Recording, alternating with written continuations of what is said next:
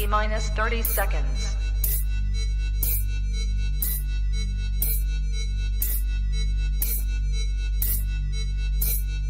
T-minus 20 seconds.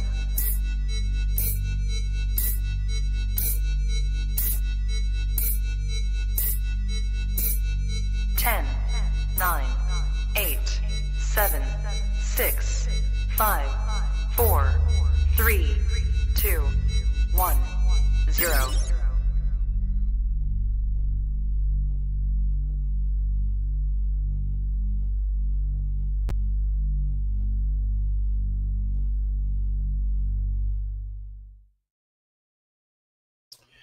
You are now tapped into the coolest reptile podcast in the world. Welcome to Trap Talk Reptile Podcast. I'm your boy, MJ. If this is your first time tapping in, what is good? Do your boy a favor. Hit that subscribe button. Hit that notification bell. That way you're on top of every single podcast I drop here on this channel. You catch every highlight, anything related to reptiles, either keeping, breeding, admiring, all the above. This is the channel to subscribe to. So make sure you hit that notification bell. You won't be slept on. Drop a comment too. Let me know what you're liking the most out of each episode that I drop. Let me know if you like what I'm doing. Let me know if you don't. Drop a comment. Give me your info back to me, and I'd really appreciate it. Thank you to all my love and support. I got to say, if you're all about doing what I do, as far as wanting to know more about these reptiles, you're basically spending your life with me, and thank you for spending your life with me, man. And let's do this together and let's have some fun, man. I gotta say, shout out to all the trappers out there. Shout out to all my Patreon members. If you're looking for exclusive content and if you want to tap in more than what you see here on the podcast, if you want to grow within the industry more and tap into some of the biggest names in the game, then you're gonna want to go down to the very first link that you see in the description below. Join the Trap Talk Patreon family. As soon as you join the Patreon family, you get a link to the Discord, which taps you in with over 150 trappers in the building, over 25 channels to just go at it on. And it's so much fun, so much learning, so much, knowledge. And then you can actually be put on to some projects. You never know. Shout out to my trappers. I love you guys. Follow me on Instagram, okay? TrapGod619 on IG. That's where I'm mostly active, where I have all my projects and, animals I work with, because I'm a lot more than just a podcaster. I'll tell you that much. Animal keeper first, podcaster second. But yeah, Trap Talk God 619 on IG, and then go follow the podcast's platforms as well. The Trap Talk Podcast on Instagram and also Trap Talk Podcast on Facebook. If you're on Facebook right now, show me some love. Drop a like, drop a heart, whatever you could drop for your boy. I appreciate it. Thank you for tapping in. I also see all the people in there and the early birds, man. Early birds are cracking right now. I'll get to you guys in just a second, but I do want to say that tonight's episode is brought to you by Clutch. Head over to Clutch on IG. Stay updated. If you are one of the ones who's been using the test run on this, let me know what your feedback is. Hit me up on IG. I'm curious. I've been dabbling within some of the stuff as well, and I gotta say it's really cool to see things displayed the way Clutch is designed. So make sure you guys go check it out. Shout out to Justin, Sebastian, the entire Clutch team. You guys are doing big things over there, and I just want to say mad love and respect. I also want to say that tonight's episode is brought to you by Focus Cube Habitats, the future of enclosures. Been here, flexing Texas all day, every day. For all the props that I get for what's behind me, that's all because of Focus Cube Habitat. So these enclosures that are behind me displayed on every episode that you see here on Trap Talk is from Focus Cube. Love you, Focus Cube. Stephen Ashley. Hopefully I get to see you guys at Bill Stiegel's next week, because who's ready for next week? I got to tell you, next week is going to be popping. Arlington, NERBC, Brian Potter, Bob Ashley. Cannot wait to tap in with my boys again and kind of catch up on things. We're going to get back to normalcy here soon, guys. Just hang tight. And anyways, I cannot wait to meet a lot of you at Arlington that I haven't met already, and even the people I've had met before. Can't wait to see you guys again. But are you going to Arlington? Drop a comment in the live chats. Drop a comment in the comment section. Let me know if you're going to Arlington. Let me know if you want to link up. Let me know if we need to talk. I don't care. Let's go. It's going to be an amazing time. All positive vibes. No, I'm not going to buy anything. Arlington is the one show where I leave with an emerald tree boa. Can you believe it? And it's not something, by the way, that emerald tree boa is fine, doing great, but I'm not doing that this year. I'm not doing that again. I need to actually finish the documentary on that, which I will. Which reminds me, go to Trap Vlogs on YouTube and go subscribe to my my vlog channel, which, guys, I know I haven't been putting out content on my vlog channel, but I have so much stuff to put out. I just need to have time to do it, okay? Like I said, Okay, I also got to talk about something right now. I can't. It's like eating me away because you guys know how I am. If something bad happens, I want to share it only because I'm not perfect. No one's perfect. I feel a lot of people go through shit out there that kind of eats them up, and they feel like they can't talk about it. Well, I'm gonna cut to the chase. I just killed 4 snakes or 5 snakes. Was it 5 or 4? I can't even think. Anyways, listen. I'm adjusting to this room. I'm adjusting to new things.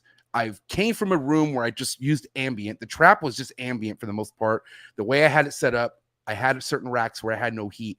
This room where I'm at, it gets colder for some reason, a lot more. I know why, because it's just, it's a new room. So this room gets a lot colder. So I was like, oh shit, I better use heat. And so I went ahead and put a thermostat on one of the racks that I don't normally use heat on. I checked it, seemed fine. Checked it at night. It was fine. Was reading, and I didn't even go high. I was going like 84. God. And then so today didn't seem anything suspicious, but I'm not gonna lie. Did I check it today? No, I didn't check it today. I go out throughout my day. I got all this stuff happening. Oh, I'm getting upset just talking about this. I got all this stuff happening, and then I come into my room and I notice that the ambient in the room is like 87, 88, and I'm like, okay, what the fuck is that all about? That's not good because there's no way this room should be this warm. I inspect, and then that's when I first say to myself, go check that thermostat that you just installed, and I go, and that shit was 160 degrees. I didn't even know that fucking shit could get that hot. So I fucking freaked out. First bin I opened, dead snake. It was my marble, my holdback, my super dwarf marble anery holdback. Oh my God. From last year, my female, and then I think it was just 4, and then 3 other ball pythons, and raise ups. There were sub-adult females. So anyways, guys, I kind of feel better. I don't know how I feel right now. I'm pretty pissed right now, but I feel like this will kind of chill out. But I only want to tell you guys that no matter how busy you are, no matter how much is going in your life, don't fucking not triple check things. You got to triple check things. I want to say I didn't even really double check. I checked within a couple hour periods and I just assumed it was good, but no, it wasn't good. And yeah, did I just break my phone? Listen, this move has been something, guys. I'm not gonna lie. It's been something. It's been quite a bit of a ride, but I just gotta say, guys, I'm happy to be here. We're gonna fucking flip the script right now because I do feel better that I shared it because I'm somebody who does wear my emotions on my sleeve. It's kind of easy to tell if there's something up with MJ. So I'd rather people just know straight from the bat that that's what just happened 3 hours before this podcast. Everything is good. There's no fucking heat attached to that. I'm just gonna strictly ambient this room like I should have, and yeah, we'll be fine. So. All right, I feel better. Who wants to talk to me? Who's here in the live chats? Dude, who's here? Give me love. Oh, big bunk. 1776 Exotics, my dog right here. Thanks for tapping in. I appreciate you so much. Trap Talk Patreon member, OG Patreon member. Thank you, dog. Chantel, what's up, Chantel? Thank you for tapping in. Pacific Rim Serpents, Team Zoom Dreams, Trap Talk Patreon member. Team Trap Management. Oh man, my mind's everywhere right now. Heartland Reptiles. What's up, Jordan? Trap Talk Patreon member all day, every day. Thanks for tapping in. The homie Levi, guys. Listen. I only choose specific podcasts to attend and go on. And I'm going on this guy's show Saturday with him and the homie Chris. Chris will be there, right, Levi? Anyways, go to Sexin' and Flexin' podcast Saturday. It's going down 6 o'clock, I believe, right? Drop it in the actually give me the link and I'll put it in the description below. But yeah, guys, catch me on the homie. Let me turn my phone off here. Catch me on the homie Levi's podcast. I appreciate it. Reptile Clubs, by the way, Trap Talk Patreon member all day, every day. What is up, Angel Reptile Club? Trap Talk Patreon member all day, every day. It's my dog, Heath and Hatchery. The homie Brian in the building. Trap Talk Patreon member all day, every day. Willie B. Exotics. What's up, Willie B? Thanks for being here. Elite Exotics. BP, what's up, buddy? John in the building. Trap Talk Patreon member all day, every day. Constrict your connection with the new sick logo. Like I said, I'm feeling it. Trap Talk Patreon member all day, every day. JKJ Reptiles. This fool's getting some stupid trap heat. And by the way, your shit's good.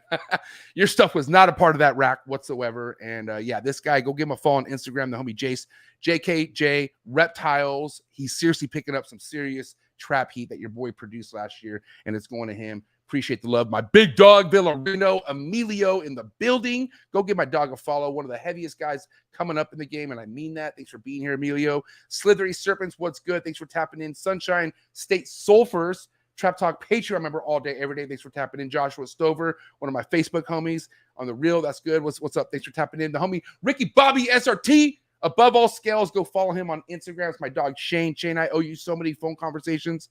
Hang with me, dog. We're going to be chopping it up soon. It's my dog Shane. Go give him a follow. Eric's Morph Factory. What is up? Thanks for tapping in. Cohan's Constrictors. Thanks for tapping in. Troy Schroeder. Ladies and gentlemen, best dressed. Thank you for being here, Troy. Troy, I know when you're here, it's going to be a good show. Thank you so much. Big Nate in the building. What's up, Nate? Trap Talk Patreon member all day, every day. The homie Wiz Constrictor. What is up, player? Trap Talk Patreon member all day, every day. Miggy Morphs in the building. What's up, Miggy? Thanks for being here. June in the building, repping Canada. Finally, I got a Canada hitter in the building. Come on, man. Where you at, Canada? I need to see more Canadian hitters dropping some comments for my dog, JP. Ball Morphix in the building. Deviant Glass in the building. Trap Talk Patreon member all day, every day. Let's see. Stream Elements. Ooh, Las Vegas Ball Pythons. This fool's sick as fuck. Definitely on my super hit list, and this fool is not going on any podcast until he comes on Trap Talk first, just so you guys know. And then mark my words, huh, buddy? It's my dog.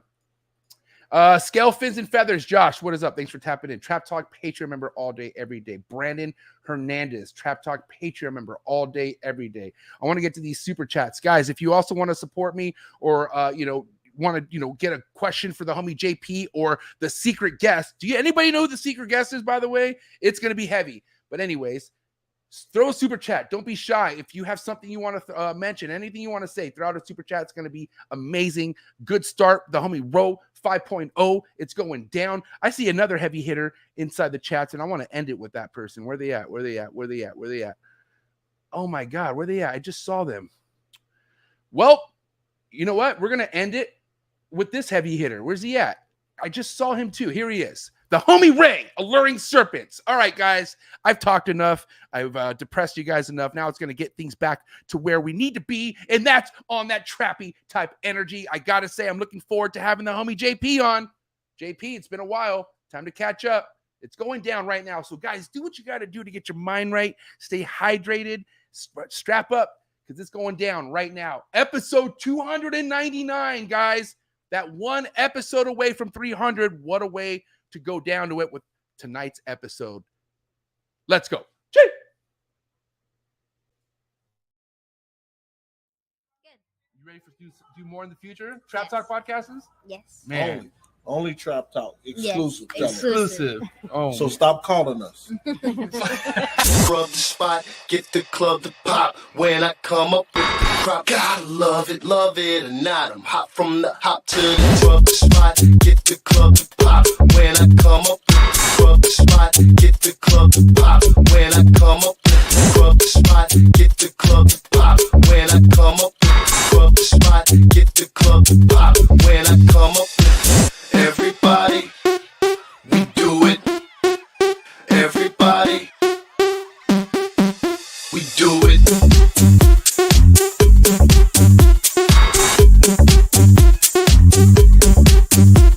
Do it. Do it.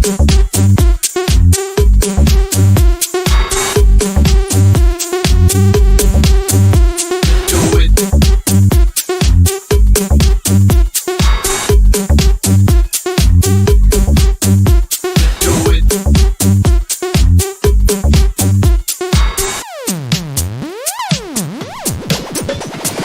Rub the spot, get the club to pop. When I come up with the rub the spot, get the club to pop. When I come up with the rub the spot, get the club to pop. When I come up with the rub the spot, get the club to pop. When I come up.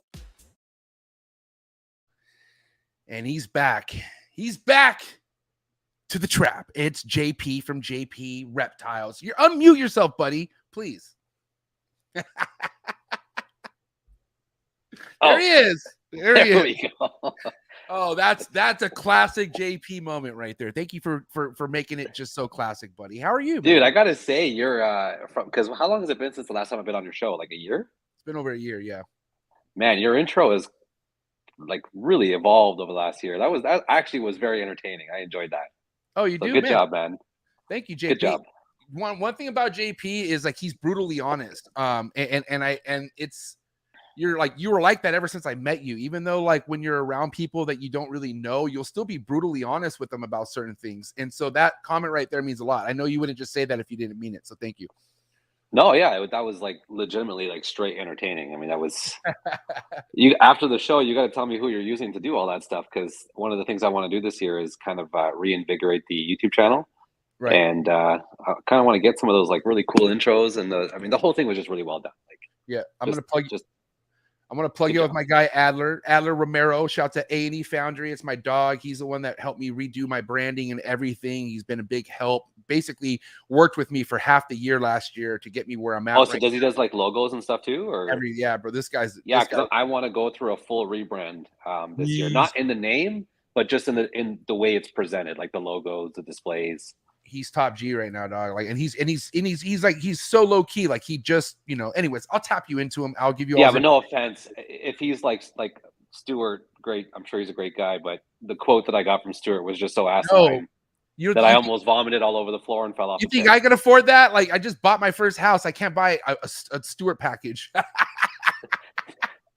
The quote I got from him was just so ridiculous. I just couldn't believe it. Like, and I even asked him, I was like, what does this entail? He's like, oh, I'll give you a logo, a nice YouTube intro, and we'll do a couple business cards. And I'm like, how much? 20 grand. Huh? Yeah. Yeah.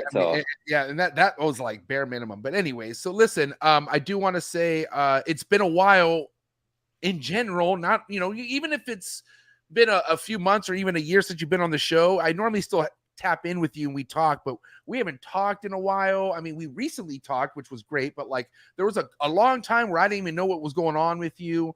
And for anyone out there who's kind of like me, was like, what's up, JP? Where you haven't been as active and pretty like on it how you normally have been. Just want to make sure everything's been good with you. What's going on? Yeah, no, I just like a lot of things happened last year in terms of like, I'm a father. Well, this is 2 years now, but congratulations. I've just spent thank you. I've been spending a lot of time with my daughter and my family last year. I would also say that when I first came in the industry, like it was really easy to, get social media going and do YouTube and all that stuff. But my collection has grown significantly just in the last 2 years. I mean, it's doubled in size. And last year I also incorporated rodent production into my collection. So now I had 4,000 rodents to take care of. And when you start spreading yourself out across all these different areas and you're just a one-man show and you got to take care of a family and a daughter, and man, it's a lot of work. It's those days of being able to just mess around with a camera and do all this stuff on social media, it's just like, because I have to use my time wisely. And one of the first things that's the most important to me is the quality and care of my animals. I will never, if I go into my snake room or my pseudo facility or gallery, whatever you want to call it, and I have a camera in my hand and I smell shit or poop, I don't know if we can swear on your podcast, but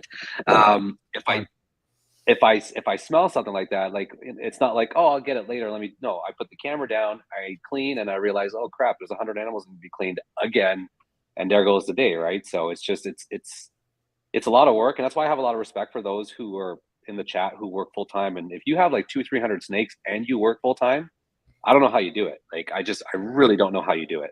I agree. Efficiently. I agree. And there's people out there who've been doing it for years like that. Like Marshall Mendez. I used to always bring up like how Marshall could still lace his boots at 4 a.m. every day, go to work, even though he's the man at his job, he still has to go up and go be the man and do shit. But still, like he does that, comes back, takes care of, like he has, I want to say just over 100 ball pythons, but then about, I don't know, over 50 chondros and emeralds all with the arboreals and all his extra stuff. So he has about 200 snakes. He's right there. And yeah, like for me, man, I hated my life so much at the last job I had that it was dangerous how much I was willing to risk to do what I'm doing right now. But it all happened.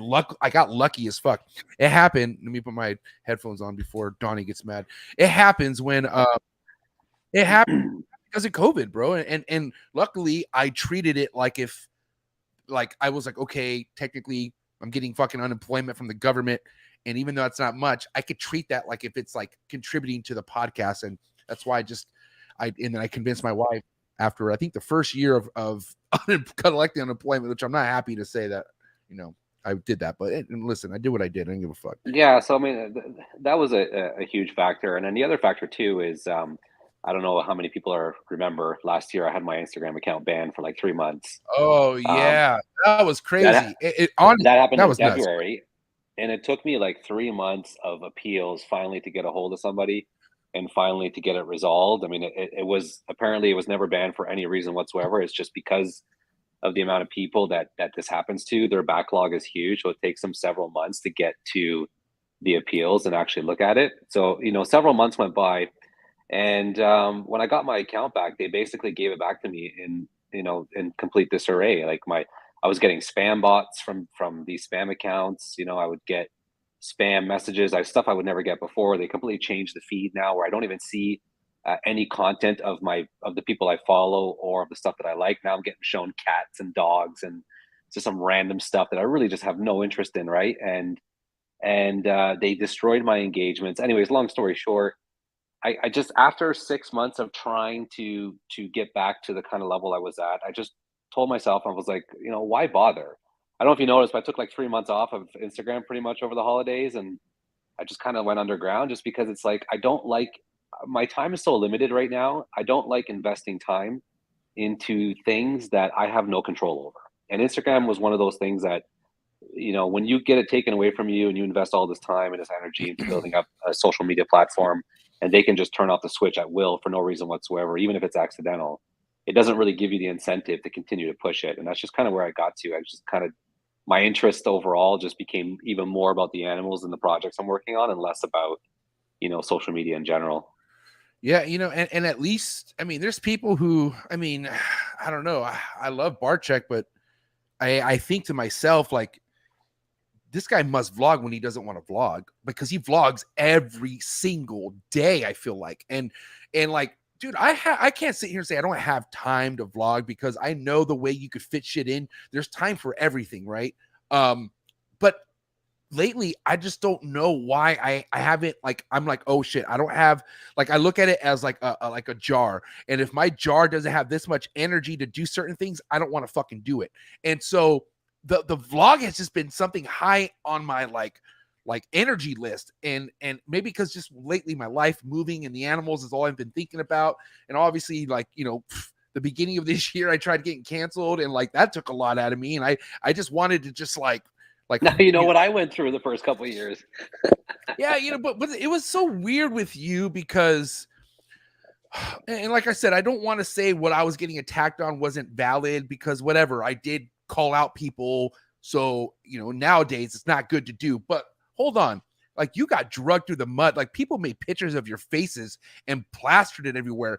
And I don't understand how like that wasn't like something you could, I mean, I don't know, like, you went through some true type fucking bullying. I feel like that was like detrimental, because I felt like it was a competition thing, because like this person didn't want you to continue with the growth that you had. And that's why I felt like that's more malicious. You know what I mean? I speak the fucking truth.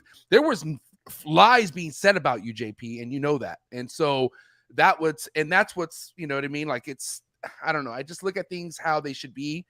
It's just usually people that act that way, they're just overcompensating for other deficiencies that they have, not just from a personal level, but maybe even professional as well. Right. Like if you look at the classic term bully, like kids in schools and high schools and whatever, people that have this problem with the bullying nature, they have deeper issues at the core. It's usually an overcompensating because they lack stability, they lack security, they lack self-confidence.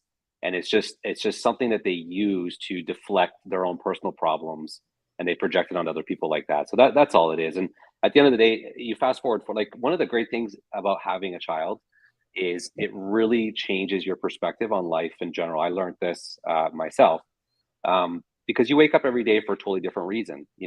When you don't have kids, you wake up and it's like, it's about you, it's about everything. But now when I wake up, it's not about me. It's about, what do I need to do for my family? And when I see her smile and I see my partner smile and everything, it changes you to the point where bullies and the people that talk and act that way, it just has zero bearing and effect on your life anymore. It just does. like for me, it just doesn't bother me. If that individual continued flapping his mouth today like he was 4 years ago, it wouldn't affect me as bad today as it did before, because I have so much more to look forward to in life. And that's just the beauty of having kids. And hopefully one day you get to experience that, because it's good.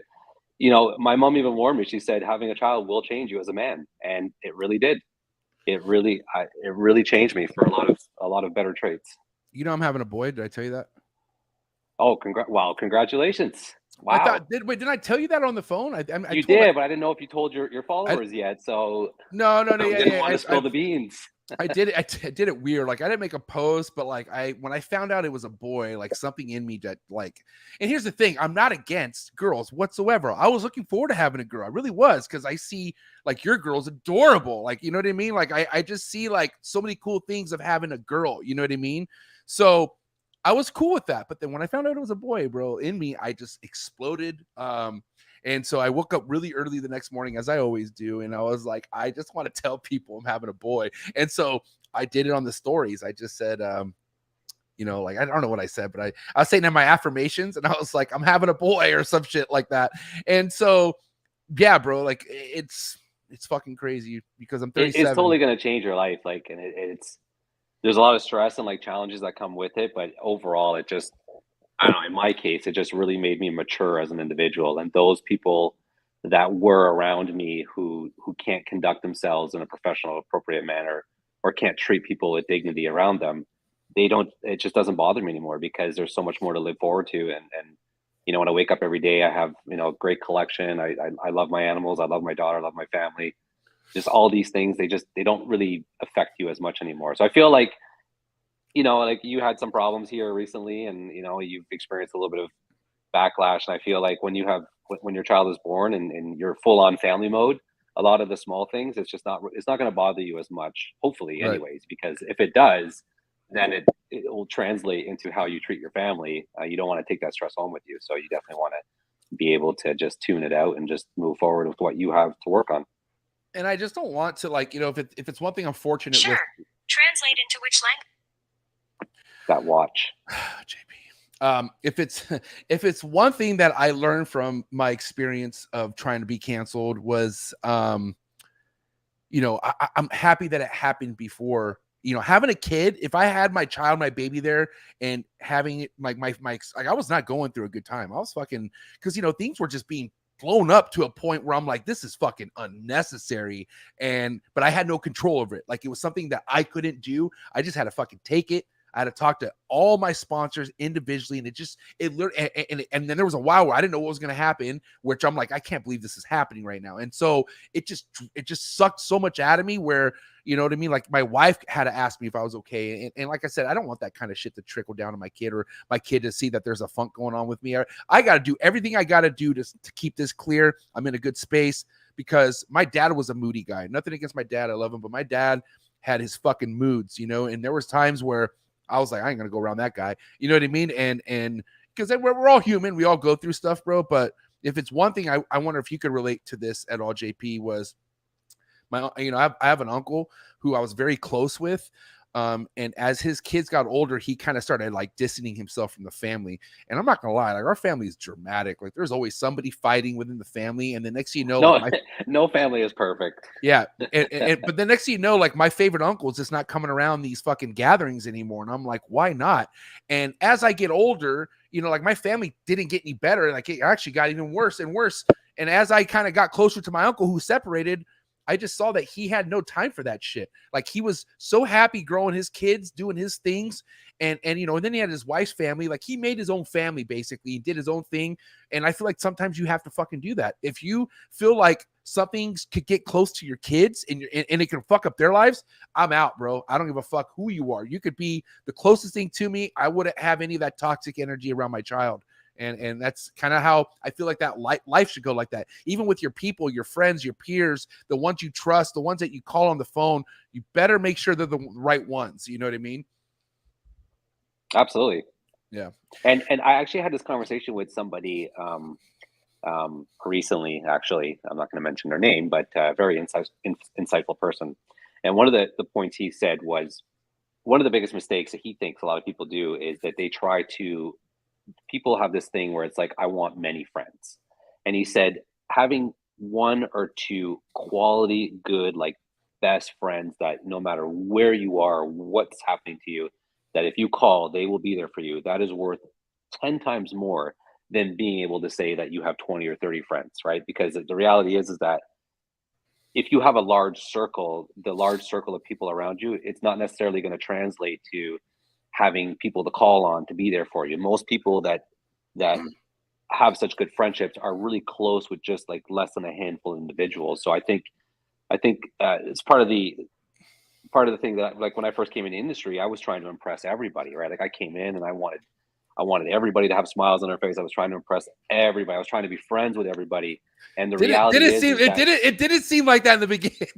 I know, but at heart, that's what I wanted. I know you were harmless at heart, but people were just jealous of what you were doing. And I told you I was one of them. I couldn't believe that you got to a Tinley before I did, and you're hanging out with Barczyk and Miguel before, like, you know, you're around all these the superstars. And I'm like, who's this guy? So it was just something like, hey man, you were just doing your thing, man. And you were just trying to have fun. I remember that.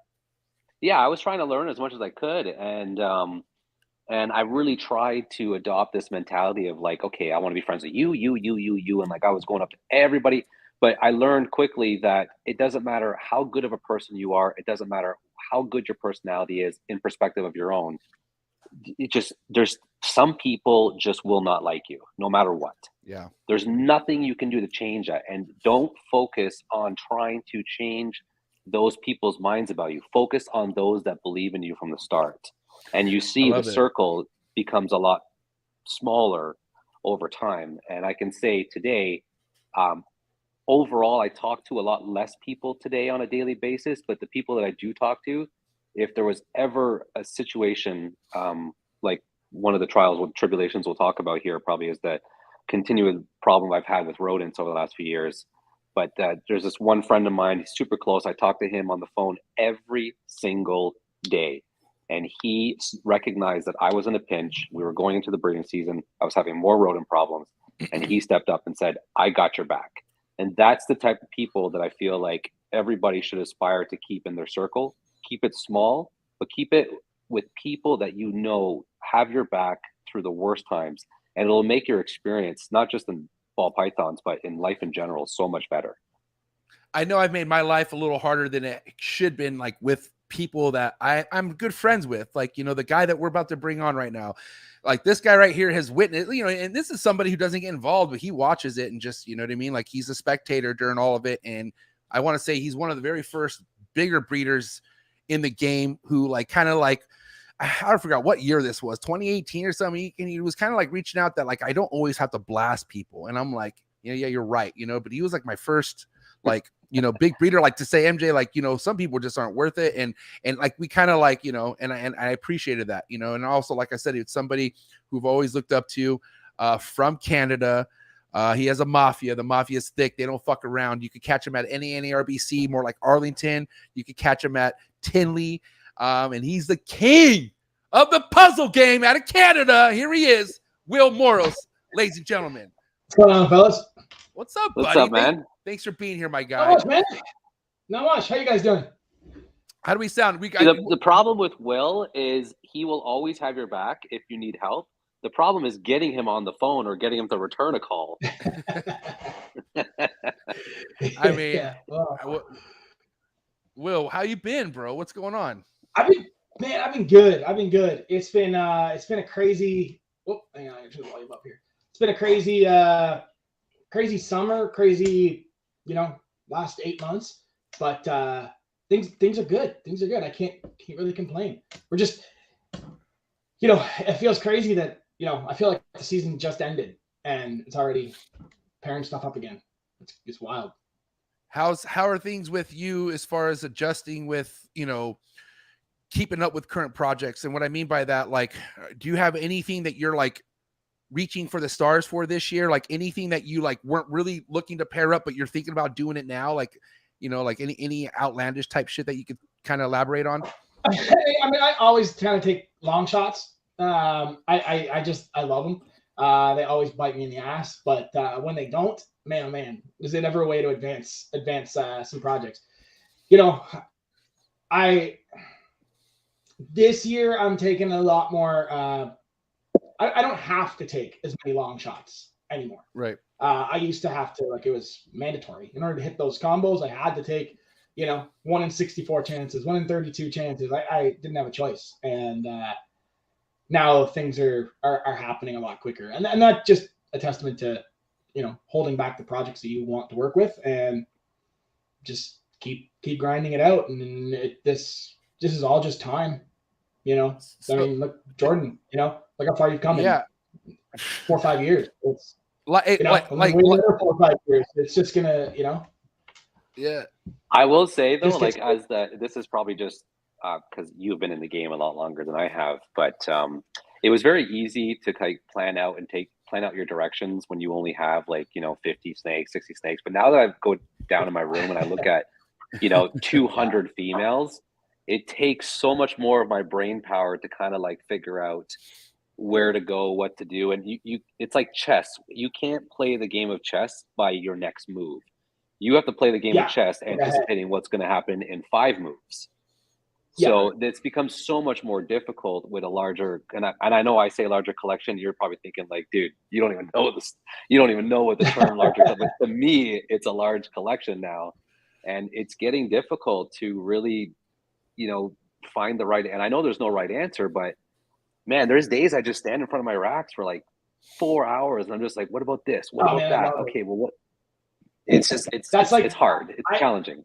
I take those lawn chairs, those foldable lawn chairs, and I kick one out in the middle of the room. And I'll lean back in it and put my feet up against the rack and look at the entire wall and just sit there and no, that won't work. Or I've become obsessed with if I'm hatching something now, if I'm shooting for something now, I want to have females. I plan it like I'm gonna hit it. I'm gonna hit that, and I'm gonna hit it in a male. I plan that way so that when I do, things go my basically what I'm trying to say is let's say I'm trying to think of an example. Let's say you're trying to go DG clown pied, right? DG clown pied, and I know that I can make a DG clown het pied. I want to make sure that I've got the double het clown pieds growing up and double het DG pieds growing up, so that when I hit that male, it can tie into both projects, and I can make the clown pied het DGs and the DG pied het clowns, and then and then it just continues and continues and continues. I always want to have, the worst feeling for me is hatching something and being shit, I gotta wait 3 years to pair it because I don't have a female ready for it. When I hatch something, I want to have those girls in the wing already at 1,100 grams. And that's why I have so much respect for guys like Justin, because I remember reading somewhere from a scientific level, they say that humans' short-term memory is actually very bad, and the average human can only have about 7 things to think about at any given time as part of their short-term memory. So when you look at a guy like Justin who's got 1,000 females and 30, 40 projects on the go, it's how do you get that brain capacity to be able to effectively manage that many different projects while maintaining a high level and a high standard in all those projects? It's mind-blowing. I don't have smaller pieces. Don't try and do it all in one day. My pairing, man, to do my season's pairings, it's a month-long process.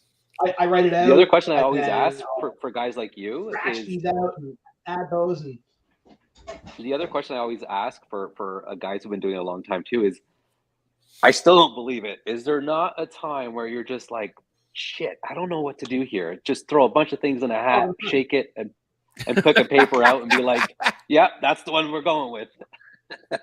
There has to be those moments. It can't be all methodical. I don't necessarily put it in a hat, but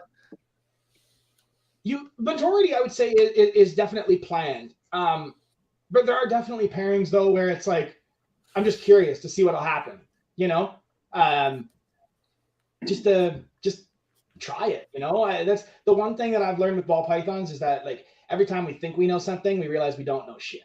Who would have thought that two genes together, like Cypress and Red Stripe, like those two genes, no one would have said that reaction is what you're going to get. And look what it did. It's like an incredible looking animal. And it's just one of those things that like you like start to pick up on all that. And I mean, one of the things that I have to get to Justin and select a few other guys is I don't feel like I have that ability to be like, oh, see how this animal has these traits. This animal exhibits these traits. If I combine them together, I should be able to put these traits all together. And like baking a cake with ingredients. Yeah, like I'm just kind of like, I try and take like the cheat code, you know, like just DG shit, and like it's gonna look good, you know. Simplify it. And yeah, I mean, you know, the certain things are gonna look good. I'm really big on Hurricane right now. I think that's like just the super form, like it's just endless what you can do with it. And yeah, I mean, there's lots of shit that I don't know what to expect and what's gonna happen, and then there's other stuff that's very very well thought out. You know, it's been like 6-7 years in the making to get to that point. Hey Jordan, I want to say real quick, you know, back when we got to admit, Jordan had a couple years that he did his thing, and then I don't know if it was year 3 is when because year 3 was last year, or no, 2 years ago was year 3. I can't, because we're so far now. I was buying in 2018, leading into 2019, and my first breeding season, I think, was 2020. At the end of 2019. 2019 at the end. But 2020 is when that's when you were like, holy shit. That's when you were hatching like shit that you were paying for, basically. Like all the stuff you invested in was coming to life, basically, right? How much were you kind of like gambling with it when it like were you doing a lot of head to visuals, a lot of visuals? Like, was there anything out there that you gambled with to get what you needed to get back in that time? Even though you were just up and coming? So I had like a different strategy when I came in, because my primary focus the first couple of years was I wasn't necessarily focused too much on like, you know, playing the genetics game and trying, okay, well, if I add this to that, it's going to do this, it's going to be perfect. What I really wanted to do was just expand my female count. I wanted to get up to 200-300 females so that I can have the variety to start to really plug and play in the future. So all of the genes that I bought were fairly hot and are still hot at the time. So I had some plans, but I also had a lot of girls that I had plans with that didn't breed, are still not breeding because they're bad eaters. I had some males that took longer to get up the side. You know, when I first came in the industry, I was taught, you know, by one individual that you can breed a male in 3 months, right? 4 months. Right. I have yet to breed a male before a year. And the males that do breed early, they don't last very long, and they go off food very quick, and they get very skinny, and it gets very scary. So like my new policy now with males is the older, the better. So I had a lot of plans, but nothing, it wasn't even remotely close to what I planned. Because when you first come in and you start buying, it's like, okay, I'm going to buy this and I'm going to buy that. I'm going to put it together. And then it's like, oh, wait, 3-4 years later, one of them is not ready. I got to do something else with it. So it's just, I had to pivot a lot. And I was really focused on creating good quality females and males that could stay on the shelf for years to come, especially girls. And I feel like I accomplished that. The last couple of years, I've added well over 75 animals to the collection, and all of them are visual, multi-gene banging clowns, triple recessives. Like, I've done pretty good at hedging myself. And the next couple of years is going to be doing what the guys like Will and everybody else says. It's going to be more methodical, because now I have the count. I can start, you know, taking directions. But I wasn't really overly focused with that early on in the beginning. Now, Will, let me ask. Will, I have to ask you, throughout your time in the game, how much do you see progression go so quickly and in the right way, like somebody like Jordan? I feel like it's not quite often, but do you feel like it is feasible? Like a lot of people can do what Jordan does, or what's your opinion with that? I mean, yeah. I mean, you got to be serious. Jordan came in with a sizable start, right? Like you didn't. Right. You bought some really good stuff, right? There's no denying that.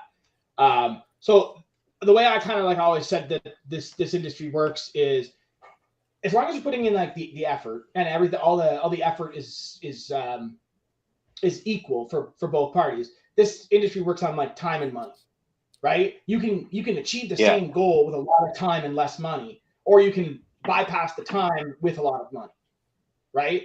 It's almost like a line graph. More money, less time. More time, less money. kind of the way that this works. Now, if you are trying to produce on a global competitive scale, yeah, it's definitely tough, and things move so fast now. It blows my mind how quickly projects are just like it's developing. New projects are developing faster and faster and faster and faster, and now with genetic testing, it's going to just be way faster.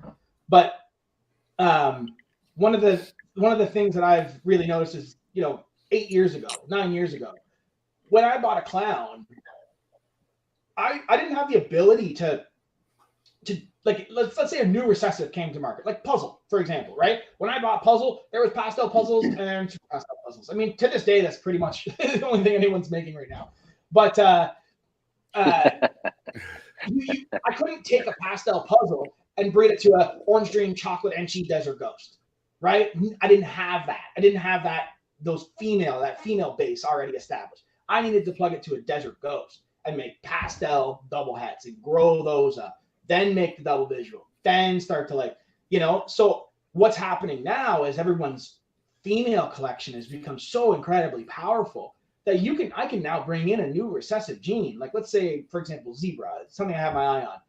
I can bring in zebra, and I can plug that into multi-gene combo desert ghost females and make incredible double heads year one, where I didn't have that ability 8-9 years ago. And that's like the progression of projects. It's just going to become unfathomable how quickly. Like, I can take a zebra and breed it to a desert ghost clown. Like, I couldn't do that. I didn't even have a DG clown that long ago. It's things are just going to start to roll like really fast. And you're gonna have to be even more astute and pay the new guys coming in are gonna have to pay a lot more attention to where the market is trending and what's heading. I still feel like the most important thing is to work with what you like. I've heard some guys say like, that's not that important. Work with what's saleable. And like, yes, but the longer I've done this, the more I realize there's a market for every single gene. There's someone else out there that likes the stuff that you're going to be making. Like, you can try and follow try and follow along what Justin's making and try and stay in that, like, this is what's hot. But the amount of success that I found was where I found the most amount of success is when I broke off of that mold and was like, I'm going to do something totally different. And that's where it just kind of like all of a sudden things kind of fall into place for me. And I think there's an element of, like, you're not going to.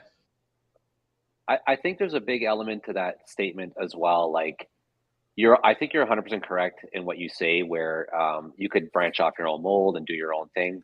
But I also think that if you're a guy that buys a bunch of animals and breeds, but you're not doing anything to promote yourself or your brand, it's going to be a little bit tougher for you to convince the market to adopt what you think is cool because you're not doing anything to promote it. And we've seen that happen so many times with genes.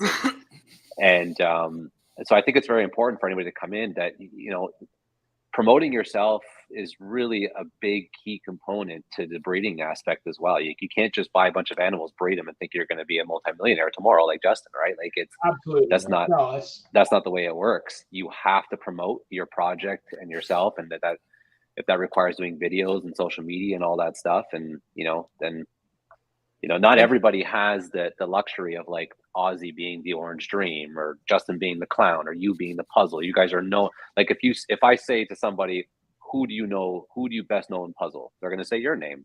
Who do you best know in Orange Dream? It's Ozzy. Not everybody has that. Right. So it's very important to do a lot of promoting and self-promoting. And I feel like a lot of guys are really missing that. I think everybody has the ability to do that. I think everybody has the ability, and it doesn't have to be necessarily a gene. It can be a combo, right? Like, I can tell you right now who's got hypo puzzle. Like, it's if I was looking for a hypo puzzle male, it's Renee in Europe right now. Like, he's got incredible hypo. Can you hook me up? yeah, I think he has. I don't know. Give him a try. But okay, we'll talk after the show. Like, there's little pockets through the market of like guys that are like really specialized in a specific gene. Like Will Nussman and Khalil, the two of them, they kind of put blackhead on their back. And like, I went to Nussman's shit, like 5 years ago. I love his I was blackhead blown away stuff. at the blackhead stuff he had, man. I was like, you have these super blackhead breeder hypo female. I was like, what? And that's, you know, he's carved out a little piece of the market in his blackhead stuff. It's just one of those things. It doesn't necessarily have to be a base recessive that you're known for. It can be a direction within that project that you're known for. And I think everybody. Well, we could argue, like, this is the part that I struggle with in the industry right now to this day, is could we not make the argument that there are a lot of really cool projects out there currently in people's collections that are genuinely awesome, but the market is just not adopting them because the top 5 guys at the top are not promoting it. I feel like that's a bit of a problem too, right? Because there's so much missed opportunity. Yeah. Mm-hmm. Yeah. And there's a element of right now the market is like everybody looks at, honestly, if a new gene comes out, and this drives me a little bit nuts because looking at the gene objectively, everybody looks at it, judges a gene based on what it will do with clown. Does it work in clown? Okay, it's great. It's worth a fortune. Does it not work in clown? Okay, no, it's not. It doesn't do anything. It's a garbage gene, which is an absolutely backwards way of thinking. It's ridiculous. Clown is a avenue that we can take, but it's not the only avenue. There are so if we really like stop and like put all the marketing and all the hype train and all that shit aside, there's so many avenues that make cool stuff. Like that's like hypo. I mean, I was talking with Marcus Jane. Yeah. Sorry to interrupt. I was talking with Mark last time I saw him about the hypo thing, and he was showing me some animals that I was just like, holy smokes, it's beautiful. And I even asked him the question. I'm like, hypo's been around for so long. Why is it not a thing like at that elite level? Because it makes crazy cool animals. And it just comes down to the market dictates what the market dictates, right? And that's why I think promotion is such a big element of it, because there's a lot of things like out there, like hypo, for example, that is not. I don't know how there's people out there who still don't like hypo. I don't understand how that's even a fucking like a thought in a mind process. I don't understand that at all. Hypo is incredible. MARC's made like incredible. Yeah, it's stunning. Like it's just beautiful. Damn, KG, that's kind of like KG needs to relax over here. But that's why, as a new person myself, as somebody who doesn't have I don't know, Doc. I don't know. Them together is incredible, but together, they're beautiful. It's kind of like, you know, I'm not really a jelly guy, but if you put it with peanut butter in a sandwich, I might eat it. I could handle it with something else. Yeah, it's fire, right? You need the two textures. But listen, I want to say something real quick. You don't have to pick. That's the beauty about this industry. You don't have to pick one. So guys, listen, we have well over 100 people in the building. Thank you so much. But the like ratio for these two Canadian legends is not, I'm not happy with it right now. So if we could get the likes up for these two guys, it would really mean a lot to me, because I want to go back to what we were just talking about, gentlemen, how, you know, deep pockets, getting into the right projects, all these things are important. Marketing your name, social media, YouTube, all this hustle you need to put in behind on what the possibilities are. But also, we're not talking about what's also a big part of what we get, and that's luck. Luck comes in a huge part of what we have going on, not only with the odds, but like, for instance, due to fucking whatever reason, I killed fucking 4 snakes today. Like, you know what I mean? Like, there's people who kill a whole fucking room. Like, it's like there are just things that could happen to you to where if you're not able to take that kind of loss or sacrifice, then that, you know, there's some things that happen to people in this that they can't recover. And it could be as small as not hitting a certain gene in a project, or it could be fucking my whole room burnt down. You know what I mean? So it's like so many things can happen, man. Like it's, you know, I don't know, like you're better off just doing anything you can to, I don't know, like for instance, Will, how many moments have you had throughout your career where something could have went faulty if you didn't catch it, or maybe something did go faulty? I mean, have you dealt with a lot of faulty shit since you've been in the game? Not so much like faulty equipment or anything, but I've had, you know, I have absolutely bought in animals that were sick, that showed up sick. I've bought in animals that were supposed to have a gene, but the reason I bought it for those genes, and it's missing one of the key ingredients, and it sets you back quite a ways. There's so many things that can happen. And yeah, I mean, I've had shipping mishaps, that type of thing. I got scammed for $12,000 early on in this. What about breeding seasons not happening your way? Like, have you ever had like seasons that you basically wrote off? Early on, I had early on I took that like very hard. It was like, I fucked up. I did something wrong. And as you know, it's gone on so long, I just kind of been like, you know what? What's gonna happen is gonna happen. I don't control it. I feed them and I pair them. That's pretty much it. Feed, clean water, and pair. That's what we do. After that, I give them the conditions to breed. After that, it's on them.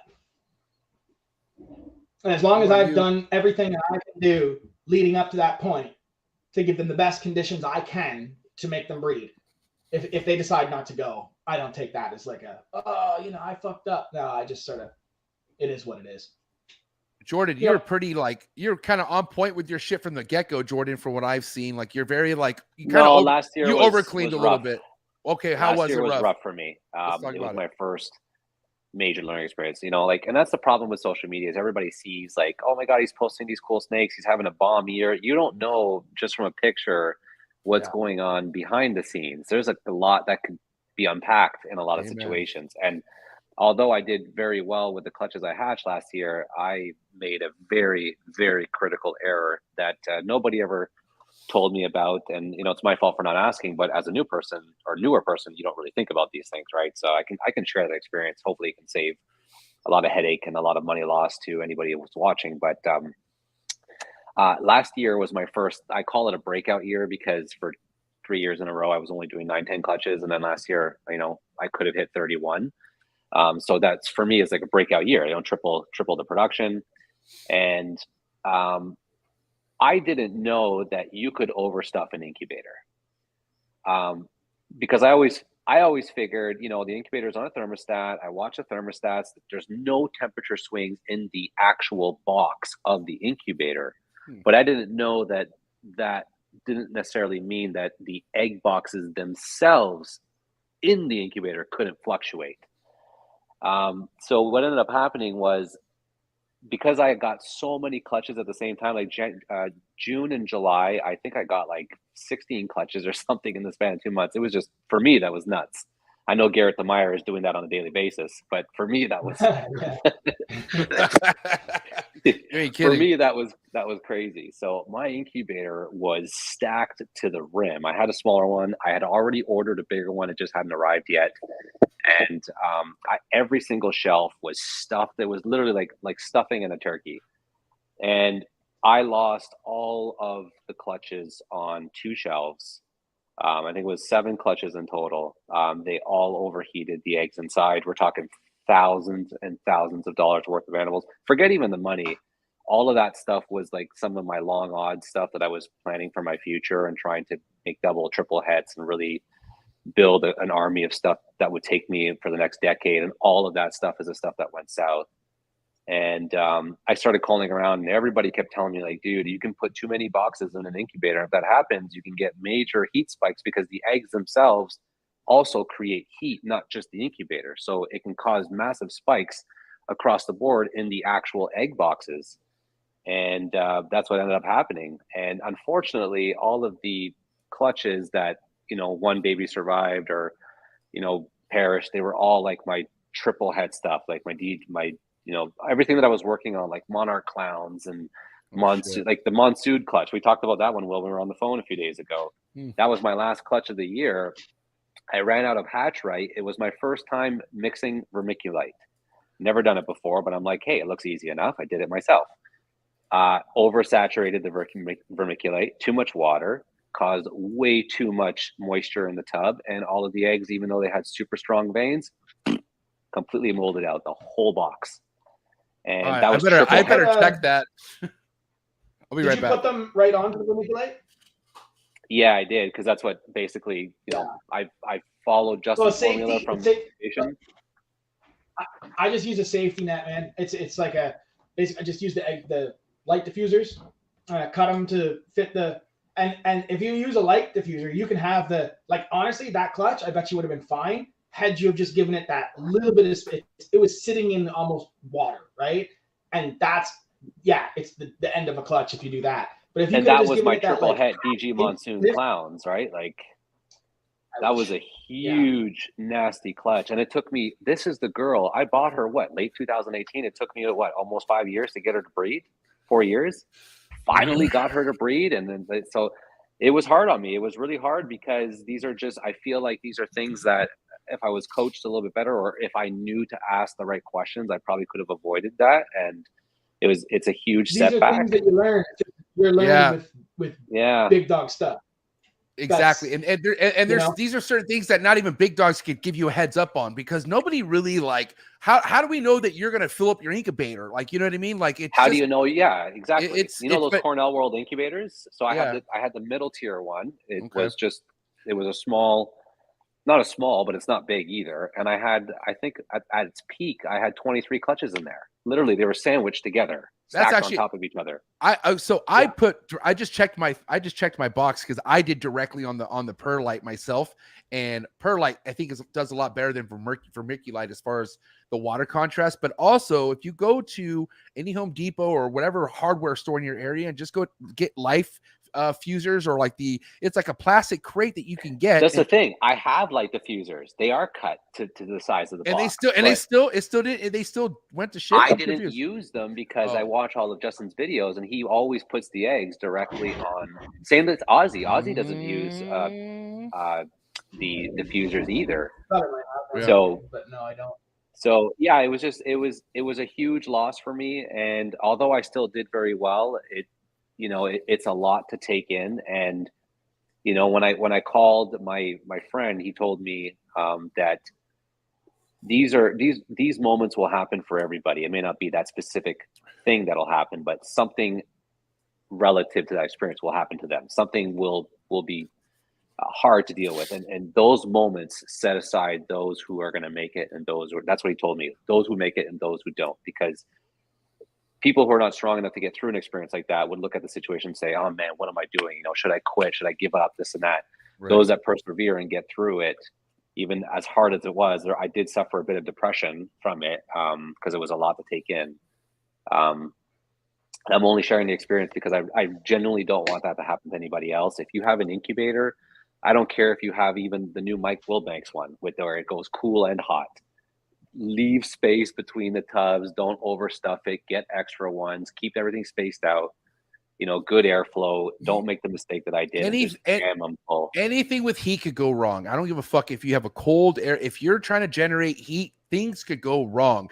I simply used a thermostat that I haven't used. Like I said, I have a fucking box full of thermostats. I was like, let me just pull one out and hook it up to this rack, and checked it a couple times, thought it was fine. I come back 160 degrees in the rack, bro. And I think I'm lucky that this rack held 50 snakes, only 4 died. I'm so lucky not all 50 fucking died. I really am.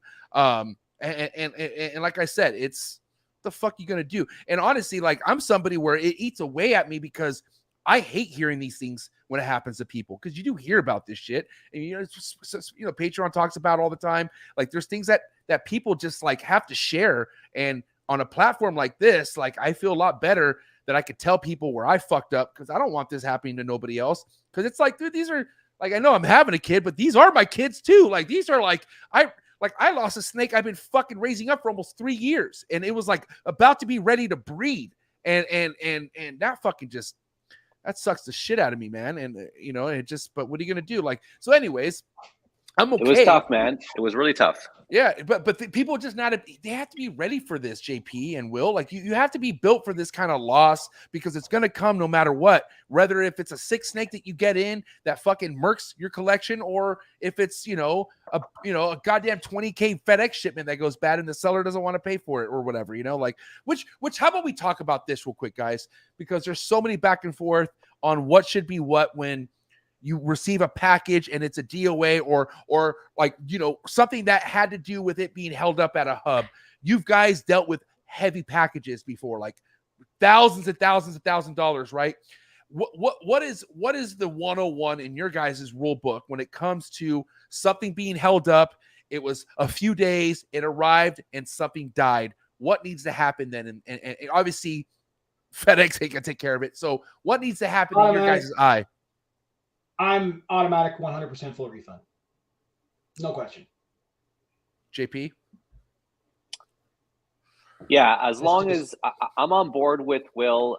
The only time that I would disagree is because I've had a couple. This is why I don't do door-to-door shipping anymore. I always go to hubs because I had customers who are like, like, hey, I'm out shopping right now. The box is on my porch. I live in a good neighborhood. Don't worry, nobody will steal it. And the snake is sitting outside for 6 hours. Like, I won't take the fall for that. On there. Yeah.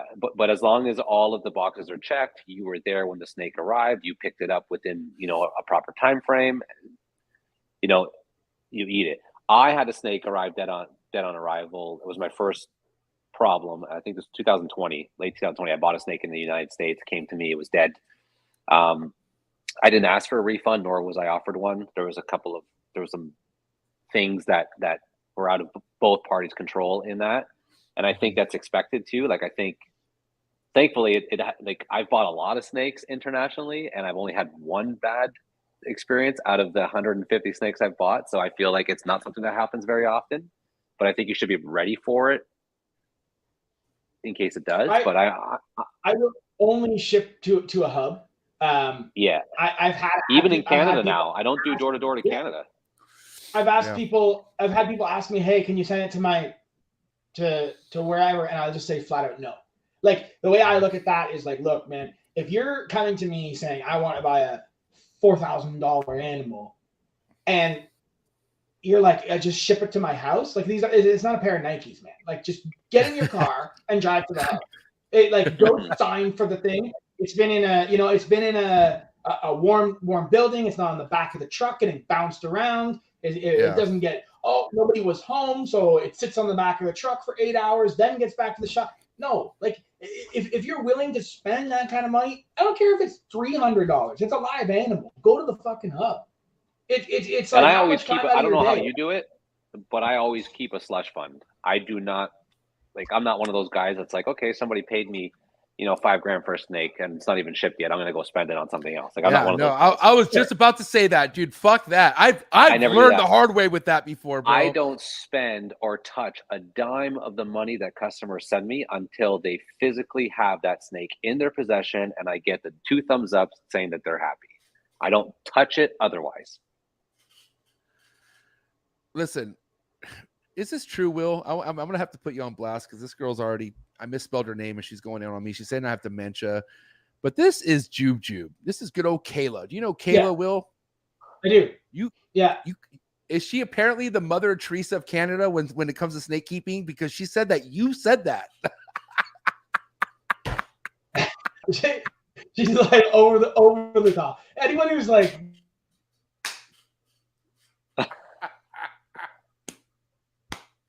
I love you, Kayla. I'm so sorry. Oh, that was like epic. Big heat spot, like doing nido testing all the time. Like, I'm like, yo, don't even go there with the husbandry, because let's be serious. Ball pythons don't. They do well in tubs. But they don't have to live in tubs. But also too, like, I've had conversations with Kayla on Instagram where we're like, like, we're both out of breath, and she's like, like, fuck, dude, I just cleaned 10 cages. I just cleaned 10 cages in 4 hours. I was like, what the fuck? I was like, dude, but like, because she literally like she's willing to put in all the work, all the efforts behind on how you should keep a ball python in a 4x2. And she fucking, I'll never knock anybody who does what she does when it comes to keeping a ball python on a 4x2, but you better be able to do the work and be ready for that shit. So sure. I just had to throw that out there. I did say that. Because man, like, look at how we keep snakes, and then she's taking it to an entirely another level. Now, that would be a very difficult system to keep on a big scale, but she's not doing that, right? No, yeah, and there's nothing wrong with keeping her animals. In fact, it's better than the way most people do. So, yeah, and I want to ask you, Jordan, because you're obviously in a position where I'm sure you're gaining new customer bases here and there based off the stuff you're hatching. And how much do you feel it's important to make sure that the pet side of the industry is taken care of. And what I mean by that, like, have you had anybody that you sold a high-end snake or just maybe a you know, anything more than a normal to someone who just wanted it as a pet, or have you been solely just selling to breeders? I'm just curious.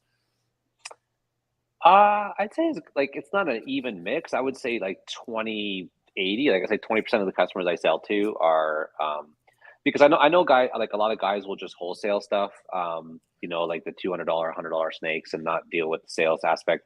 I still put everything up on Morph Market, even the cheap stuff, even if it's just temporary, to see if there's any interest, because I feel like, you know, if somebody wants to buy a nice pet and they can give it a nice home, I would rather sell that snake to somebody that I know is going to take care of the animal, or at least is going to try to take care of the animal, than send it to a distributor where I don't know where it's going to end up. It could end up in some pet store somewhere, and, you know, it could end up in bad hands. And, you know, these pet stores don't vet the people. You don't know where these animals are ending up. And so I always try to take the option to sell directly to somebody if I can. But I would say after a certain dollar amount, it's usually people that are looking to either build a business or become breeders. I haven't sold a multi-$1,000 animal yet to this date to somebody who just wanted it because it was cool. What about you, Will? I have. They're not very common, but they're out there. I sold a snake to to Danny Green from the Toronto Raptors. Oh, nice. That was I remember that. Yeah, several $1,000 animal. And I'll tell you, man, he fucking did not go well. He sent me pictures. What happened? Yeah. He sent me pictures probably 4 months later of it on Aspen screen top heat lamp. And I was like, bro, like, no. Oh, like, dude. Retreat. Yeah. You know, I explained how to keep it, and yeah, it'll be fine. And I was kind of like, yeah, that's too bad. But anyway, there has been individual customers that's, you know, generally like upwards of like a couple thousand. You're not generally, it's not like you're, you know, $10,000 animals going to a pet. But it wouldn't surprise me either if somebody came along and bought like a $10,000 snake as a pet. I mean, it's no different than some of these high-end, you know, certified dogs or these Savannah cats F1s that are like 15 grand. Hey, what do you think is happening to some of these big chondro breeders and emerald breeders in the United States? They're fucking selling I don't even want to say celebrity, like athlete celebrities, bro. Like Bill Stiegel, the New York Jets. He had somebody in a fucking metal band, I think Disturbed or something like that. But like, you know, paying thousands, you know what I mean? Just because of that one animal you have. But I feel like that is a huge part of what we do, guys, is having that person who doesn't have all the time in the world to breed and doesn't want to breed. They just love what we have and willing to pay like breeder prices for that snake. You got, you know, I feel like it's a huge part. But my thing is, it's like, I feel like I try to take care of all my customers on the same level, but that kind of customer I overly take care of. I want to make sure that customer is going to potentially want another snake, not even on the level of breeding, on the level of jube. Like, I would love more people who's willing to keep not 200 fucking pythons, but maybe 10 and just keep them perfectly. And that's why I love what's behind me, Will. Like, Will, I know you love what's behind me. Jordan, I know you love what's behind me. And we'll talk love those RHACS. I'll definitely talk about what Jordan said to me that really pissed me off last time I spoke to him. Where do we start? No, but anyways, I just, like, you know, this is why, like, and by the way, I was not overthrown by the amount of animals Will had. Okay, what I mean by that, like, he doesn't have thousands of ball pythons. I'm sure people may think that because what he produces, but he just has nothing but heat. It's all it is in his fucking room. I cannot tell you, everything he opened was like, holy shit. Oh, and then he would sit there and go, okay, I'm gonna show you guys this one, even though I don't show nobody this. And I'm like, what? And I mean, I don't know, Will, like, where was all your double het and triple het non-visual stuff? Is that in a certain part of your collection? Because from what I saw, I saw your main wall.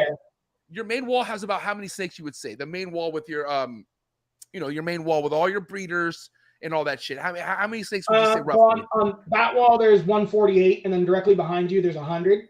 Okay. So on either side of the wall, there's 248 in that room, 248 females. And then in the other room, there's another 88. Okay. So we're up to 300, 350 range, something like that. I'm telling you guys, I went through a lot.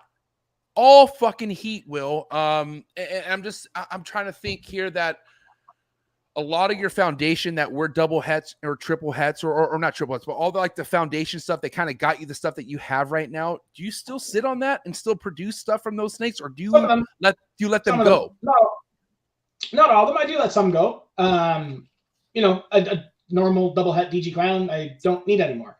I needed it to start, but I would fucking take that all day. There's still, wait, time out. Dude, hold on. So DG double het. Okay, that's something that has no use in your collection, is what you're saying? No, a normal double het. A normal double het DG clown. Yeah. Oh, sorry. I'm sorry. Okay.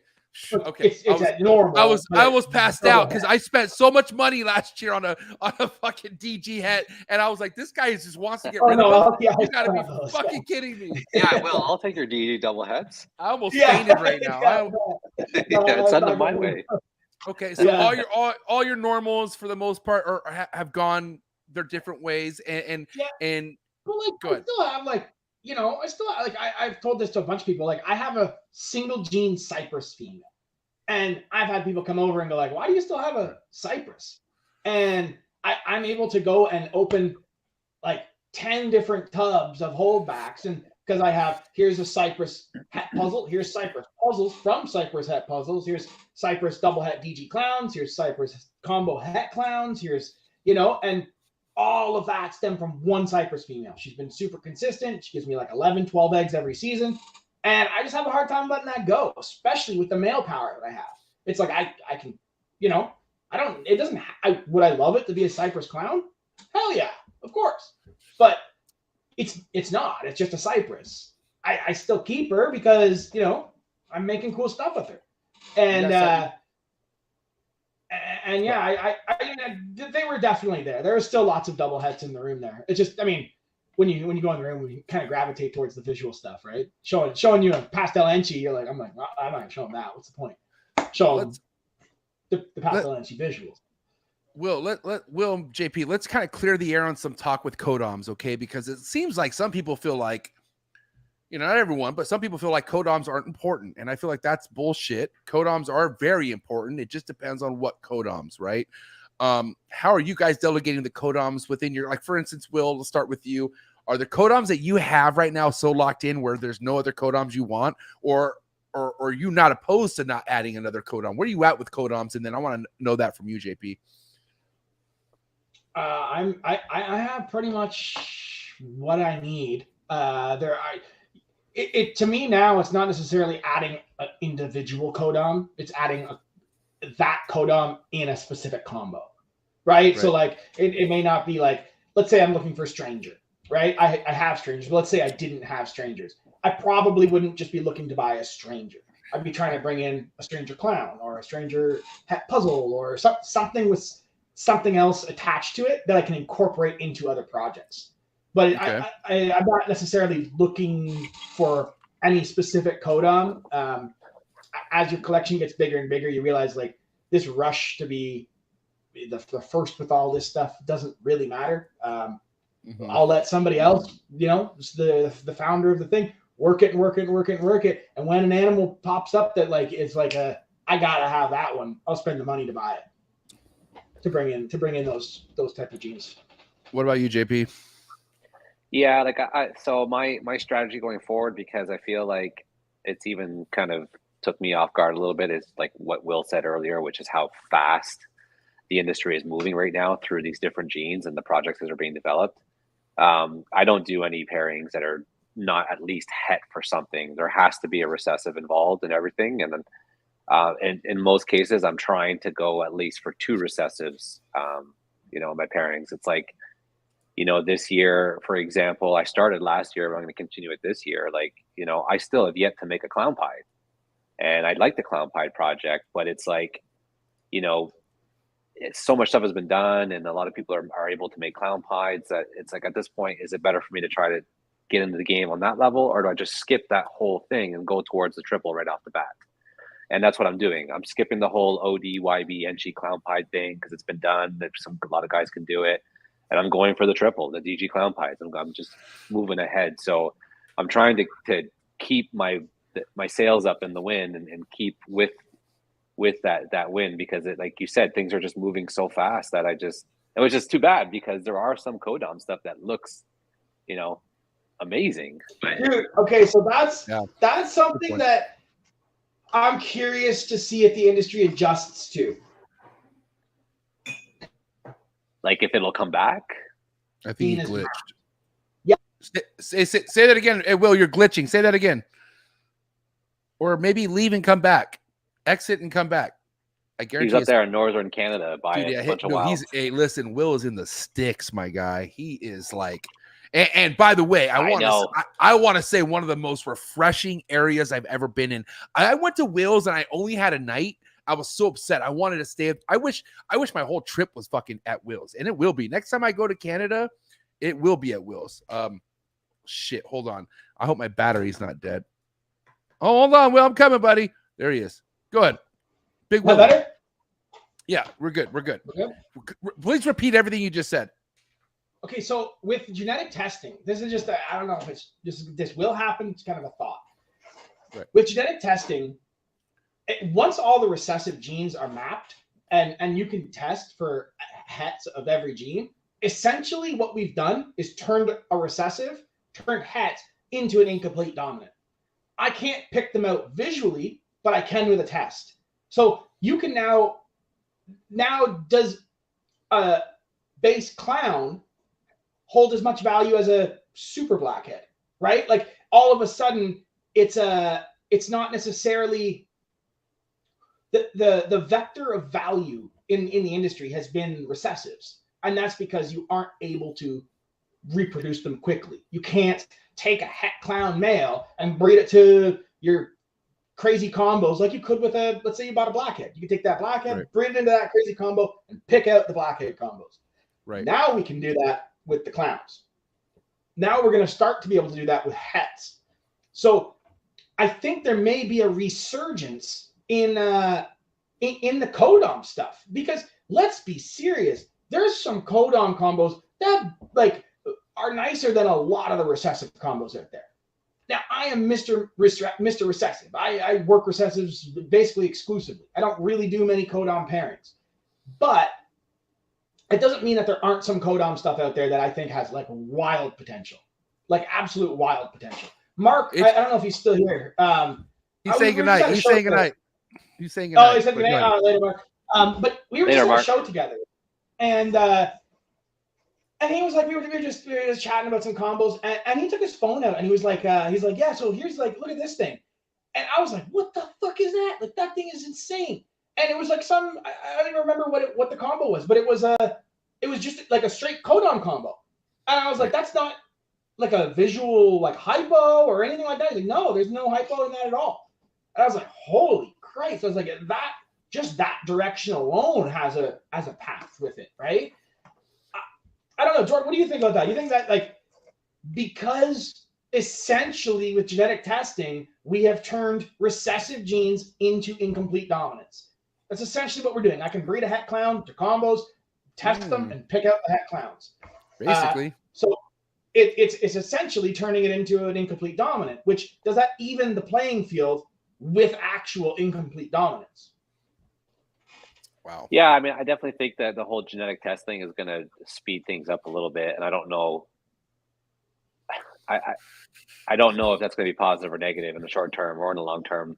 I do know there are some negatives to it, like you point out, where it's some projects that we see today, their value is there because of the amount of time it took for breeders to get there and trial and error and holding stuff back that was pause het this, pause het that, or 66%. And now that you can remove all that error out of the equation, and just keep back everything, and then you just know what direction you're going right off the bat, it's going to speed it up. And what is that going to look like on our landscape from a value perspective long term? I don't know. But there are some positives in the sense where, like, there's a couple animals that I have right now that, like the animal I posted today, the Super OD YB NG, leopard pied. It's 66% het clown. Would I like to know if it's het clown? Absolutely, because I wouldn't sell it. But on your argument, if we don't have genetic testing, I'm going to sell it because I can't know for sure if it's het. And if it proves out for somebody else, now they potentially move ahead of me because I didn't keep it. Right. So there is the trade-off. One of the things that I think like a major drawback to testing is there is a huge portion of the market that, like, let's be serious, not everybody can afford super orange dream, yellow belly, enchi pied, 100% het clown. Right? That's an expensive animal. And like a lot of people want to work with that stuff, you can't afford it. There was the gambling aspect. There was the gamble. And some people's best projects came from the gamble. Yes. And I think that is the big like drawback to genetic testing. You're going to when you have an animal like that, it's for you as a business, it makes sense for you to test that. What's it going to cost you? $50 to find out if it's het? If it's het, it adds $3,000-$4,000 to the value of that animal. If it's not het, it takes away. It doesn't take away as much as it would add. And you also don't have to burn a female to try to prove it out. But for some of your customers, they would love the opportunity to try and buy that animal as a 66 het. They don't have to pay at a discounted price. They're taking the risk, right? And you have to do that. You're 100% correct. It's really going to harm the people who. I disagree with that. It definitely speeds things up. You're not. It doesn't speed up necessarily time, but it speeds up the complexity of projects and how quickly you're always putting the right animals together every single time. And that's do that year over year over year over year over year, and things happen very, very quickly. It will. Now, what do you guys? Sorry, go ahead. No, you go ahead, JP. No, I was going to say he's 100% correct. Like the people that in that specific scenario that you were saying, the people that harms is those who necessarily may not be able to, or have the resources to purchase the $7,000, $8,000 version of the animal that is guaranteed. And they would only have a couple of grand to spend, and they would want to buy it for a couple of grand because it's good odds it will prove. And if it does, it just shoots them up huge without the massive investment. So I think, there's going to be some people that just don't have the resources that would really like to roll the dice on stuff like that. And they were not going to be able to do it because everybody's just going to start genetic testing. And, you take like that animal, I think I have it up for $2 grand or something. But if it was an actual guaranteed 100% het clown and I knew it, it would be like 6,000, right? So it's a huge jump when you know for sure. So it does harm those that are trying to buy and those who don't want to spend or don't have the resources to spend those large sums of money, and they would rather take their chances on something like that at a way cheaper price. For sure. It becomes everything is either het or not, right? There is no 60% het. It's het or it's not. And one of the issues that we may end up with is a flood of stuff it's great for the pet market. Absolutely fantastic. My question is, because I haven't looked enough into the whole biology aspect of it, but my big question is there any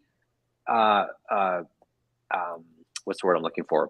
Is there any error at all, like element of error in this genetic testing, or is it 100% foolproof? That's what I wanted to know, because we got to admit, guys, that there is going to be we don't see the data. We don't see the papers, the studies. We don't know. But there's going to be a point in time where our customers are going to rely on this shit. They're going to rely on this data, and that could have a huge effect on all our POS hets, our 66% shit. Because I can tell you right now, man, I mean, I just like anyone else, sales are not what they were last year, the year before, but I'm still selling.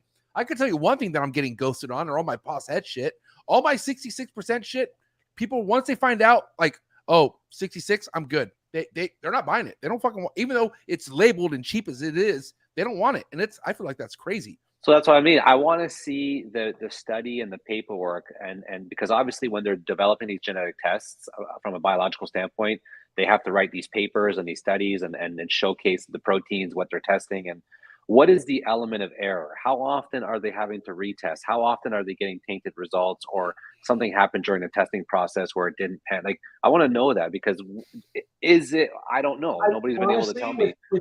With DNA, I think it's going to be such a minute amount It's going to be like if there's any human element of error involved at all. Yeah, I mean, of course, there's always an element of human error, but I honestly think it's going to be extremely low, very low. Yeah. Do you think a lot of people are going to try? Because here's the thing: people are going to start figuring out this test kit. Like they're going to start figuring out how to test these skins at some point, and I feel like a lot of people. Like it could be something where you could do it yourself. Like I feel like that's what I want them to do. Can they develop a test where they send you a box and a kit, and now you could start doing it yourself? I mean, wouldn't that be cool? or tap in and just figure out how the fuck they do it. You know what I mean? And just do it. I looked into that, and it's a bit more complicated than it depends on the gene, right? I think excuse me. I think some genes require something called a Sanger sequencer, which is like the way it sequences the DNA, and that specific machine is outrageously expensive. Some of them require primers to run the test. Some of them, and you have to set it up a specific way in order for it to happen. I was talking to a lab, and I was like, "Yo, how far are we from like what's the number? How far are we from like I cut a piece of skin, I put it on this thing, and I put it in a machine, and it's like an iPhone, like bling, like yes, it's het pied, or yes, it's het clown." And they're like, "Never." Like that's not gonna happen. Not even like a swab of the mouth or draw blood. Like there's Justin Bieber never said never. Yeah, man. I don't think so. I don't know. I mean, it's possible. I assume it, but I never thought, and this is kind of probably fucking just meatheadish, but I just never thought that you could have a fucking goddamn ultrasound in your collection and be a normal human with that piece of equipment. I never thought that was even feasible, but we can. So I don't know. I feel like where we're at, it wouldn't be surprising if now Justin Gabelka from Canova offers test shed skin kits. That's like the COVID kit. It comes in a box. I'm telling you, bro. I would not be surprised. By the way, shout to Clutch. Shout to today's sponsor, Clutch. You can do some of them at home if you really understand what you're looking at. But I think it still takes a significant science background. Hey, let's talk about this because, Will, you are very adamant about smaller meals more frequent versus bigger meals less frequent with your hatchlings, which you seem to be very progressive with the growth. And then we were just talking to JP about how he's had first-time males that were just not ready and too lean or whatever going into their first breeding season. How are you delegating your males on their first season? Like, how do you know a male is fucking ready to rock and roll? Is it age over the weight, or do you feel like the weight is what in the sperm? For so long, like for years and years and years, I used to try and get a young male up to size and breed him his first winter. You'd hatch him in July, and you're trying I'll be right back. All the time I would do that. And over the last couple of years, I've just kind of taken the approach like, you know what? Let the males grow up. Give them the full year. Go into the second winter with them. They're going to be 18 months old, and they're going to be 1,000 grams. Even your not good eaters are going to be like 700-800 grams. I mean, obviously you can, like, certain animals can just be like really bad eaters, and it is what it is. But as a general rule, you're going to have your 18-month-old males are going to be 1,000+ grams, well-established, good, strong males. And I'll tell you, I did that this season, and I was blown away with the animals that I gave that extra year. They went in 24-hour locks, came back out, fed them, eating. Like my 7 or 8 best males, none of them have gone off of food. They're all still eating, and they're locking. And I attribute that to like age and maturity. Obviously, we've seen it happen. Lots of people can, raise a July male and get it to breed in January, but they won't last very long. If they go off of food, they go downhill quick. They really go downhill quick. Yeah. So I just think like you hatch them. If it's a 2021, I'm breeding them winter of 2022. Not winter of 2021. He's getting the full 6. If he's a July hatch, he gets the full year. He's 16 months or 18 months old by the time I start to breed him. And man, it has made an absolute world change, like a game-changing difference. What I think males are capable of doing. It just and I try not to overbreed them. And this is going to sound ridiculous, but I'll give you an example. So we've talked about this before. My Desert Ghost Clown is my biggest male. He's over 3,000 grams. He's he's monstrous. I mean, I showed some pictures on my stories of this male locking up the females, and people are like, is that female ready? I'm like, no, that female is 2,500 grams in that shot. He's bigger than that female. And people don't believe it. So he's absolutely massive. Since last November, he's had, with this week's 24 locks. Yeah. He has never lost weight. He has never stopped eating. He never shows any signs of distress. And I attribute that to the fact that he is 4 years old. You take a male that's under a year old and put him to 20 locks, he'll be dead within 4 months. I'm telling you right now. So you can easily overbreed a male. And once they go off of food, they can really go downhill quickly. I was gonna bring that up because I was wondering, Will and JP, like if a male for you goes off food, is that it for him? Like, do you guys not like pair him, or do you guys keep pairing him? What do you guys do? For me, it totally depends on his body condition and the way he let's say great condition. Let's say he's been pounding food, he's a fucking beast, and but then we're talking like 2 months or so. Okay, if he's still in good body condition and he's not, let's be serious. Ball pythons can go a long time without eating and not be losing weight. It's the energy output that they're doing that causes them to lose weight. And I think I really think that young males are way more susceptible to it than a mature male. And that's the problem that's the reason why I've been in such a bad problem the last 3 years with not being able, because this year I have probably about 130 females I could breed. I'm still short on males because when I first came into it, I was taught that buy your males on the last 6 months, or that buy all your females and then don't buy males now. Buy them 6 months before your females are ready to breed, and they'll service all these females. And I'm still reaping the problems with that to this day. It sucks because if I could, I think a good motto is buy your female, whatever female you buy the male for it the next year. Not like dude. If I could do it over again, I would have bought a male with that female on that same day, and if I change my mind on the project, I would still keep that male and just buy another male later. That's right? Smart too. Backup males. I would want backups on backups on backups. Yeah. Dude, so I learned that the hard way last year. When people tell me we're all like in a giant rush for whatever reason, it's because of this hyper competitive market. Yeah, it's the rat race, bro. I call the ball python game the rat race. This is a fucking rat race. It's never ending. I left work to lose the rat race, to come and breed snakes and be chill and just have that chill lifestyle. I don't want to race. It's not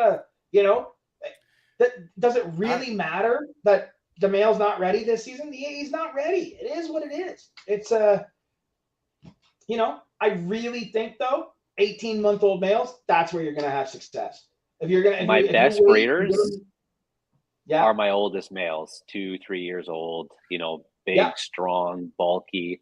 And even when they go off food, my Desert Ghost Clown is an anomaly. Like, he's the only male I have that doesn't stop eating, even through breeding. But my other really old, big males, they're consistent. But what I find with them is when they stop eating, even if I keep breeding them, they come around on their own after 3 or 4 months. They start eating again. They gain their weight back quickly. A young male that's like 700 grams, that's locking. You've got 3-4 locks out of him. He's done. He loses 300 grams of weight, and you are in some serious trouble. And you might even need to intervene, and it's not good. So anybody who's buying up a collection or buying snakes, I mean, don't listen to some people. Bunch of times. Yeah. Breed them young. Don't listen to some people's advices. Don't be shy. Buy males. Buy them early. Get them old. Grow them up. You'll be in such a better position later on. Yeah, the back. You could have been more. Really am a huge supporter of getting those males. Get a year under their belt. A full year. At least. you know, a full year, and then go into that next fall when they're, you know, a full year old and, you know, 1,000 grams, 16, 18 months old. But this, like, oh, this male's 5 months old, we're going to try and get a clutch out of them. It's like, yeah, like RIP, bro. I see guys like, posting pictures on social media where their males are like 450, 500 grams and like, oh, trying to get my first lock. I'm like, Yeah. I won't do that anymore, man. No way. no, and I've done it. I think everybody has to learn it. You know, everyone's racing. It's wild because really there's so many different ways to go that you don't have to be racing with anybody. I don't know. Like, the only reason that I want a young male to breed is not to be the first one to make something. It's because I want to see the project progress. But Right. that was a thing that I noticed with a smaller collection. I was always like, it's my only shot to do this type of thing. I have to do it. But That's why it's that's why, Will, you have to admit. So go ahead, continue. I'm sorry. Go ahead. as the collection got bigger, it was like, okay, well, if this one doesn't go, well, the project I started last year, it's ready to start. And you always have something that you're excited about happening. But these things take time. Ball pythons are not hard to breed, but they you know, they're not. There can be challenges though. Breed, but there are good. Yeah, you'll have challenges. It's just, yeah, man. I really think you gotta let them mature. Everyone's trying to breed females at 2 years old and males at 8 months old, and I'm like, yo, guys, like, why? I don't think you guys know what I mean. This is not you guys. Thing. It's a sausage at 2 years old. It's not a lean, like, healthy looking snake. They're just fat. Here's the thing, right?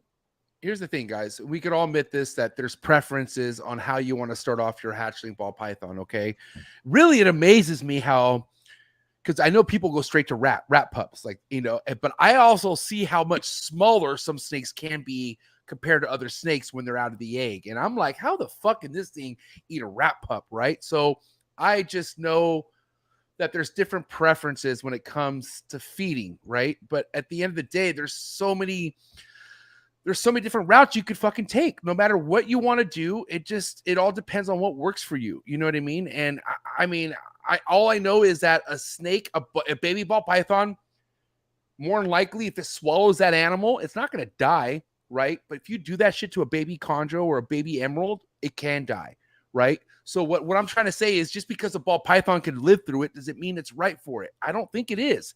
I think people should start looking on what other animals are dying off of and be like, well, holy shit, you know what I mean? Because like I said, a ball python's a German tank, man. It's really hard to kill a ball python. I just had him in 165 degrees right now. The fuckers are still alive. I'm just saying, you know what I mean? But does it make it okay? That's what I'm saying. Like, I just feel like there's so much adjustment overall that needs to happen within the ball python community. You know, if we could kind of talk about rodents, we haven't talked about rodents yet. And I want to talk about rodents because JP has gone through quite of a time breeding his own rodents. Will, how have you been feeding your own collection? You have a rodent building? I can't remember if I asked you this or not. I do. He's came over to the dark side. When did this happen? When did this happen? Last summer, I picked up some ASFs from Jordan. Got stuff started rolling. Nice. I had them in my current rat room, which the one I had, we finally got I bought a school portable, like an old classroom. It's like a 24 by 36 like building. And we finally got water, got the hydro and the heat and power and everything to it. And just in beginning of December, I decided after, you know, I tried it for about a year. I fed a rack of snakes ASS. And this, you know, some people are going to go like, you're nuts.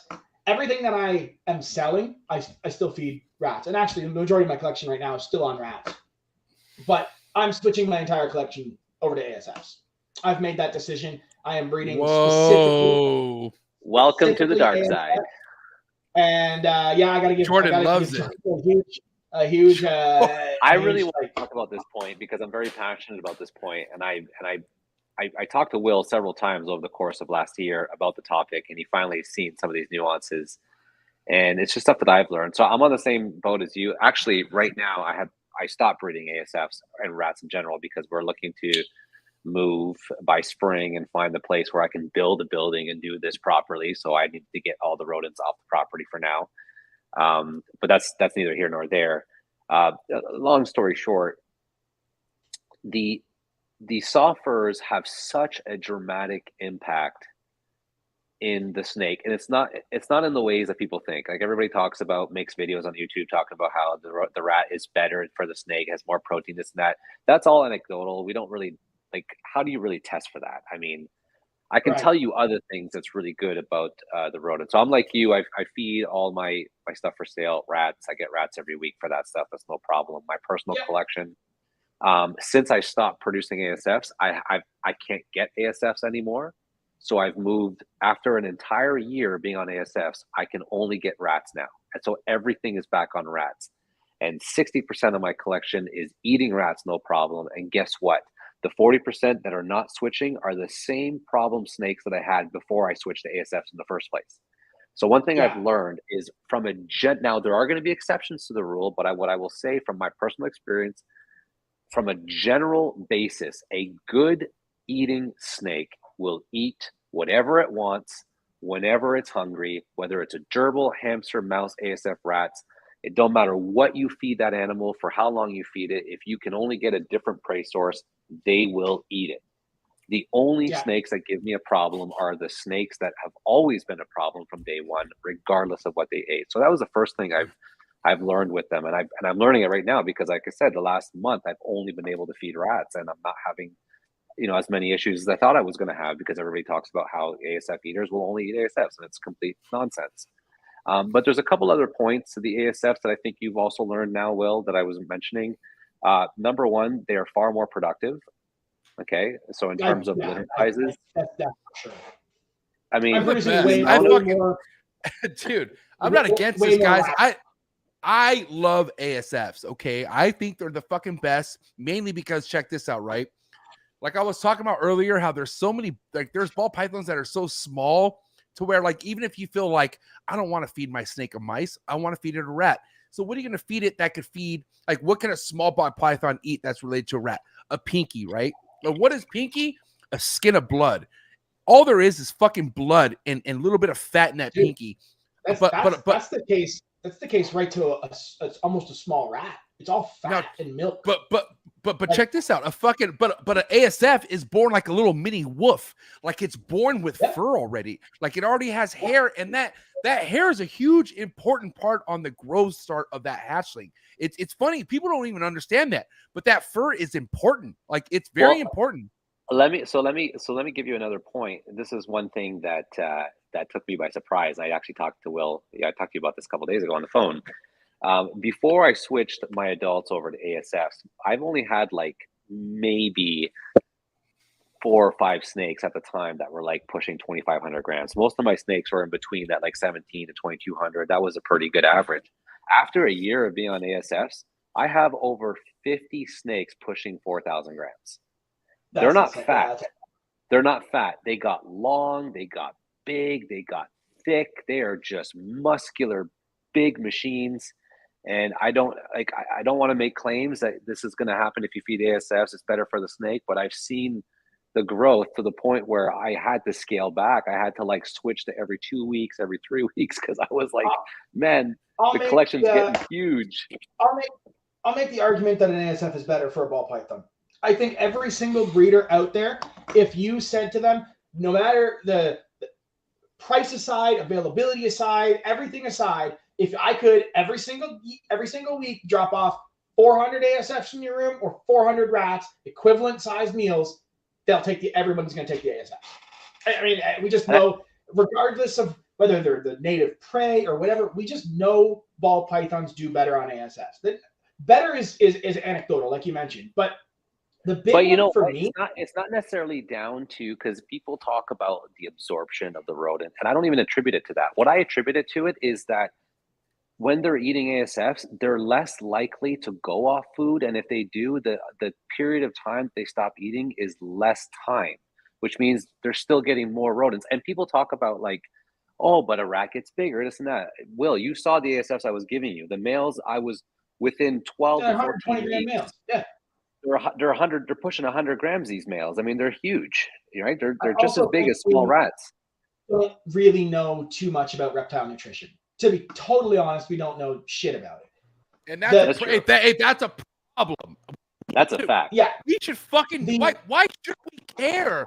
Like why should we allow once a week water changes? Oh, you're messing up with the mic, sweetheart. Come on. The reality is a Norwegian rat, you're a growing snake, right? Let's talk about a baby snake growing.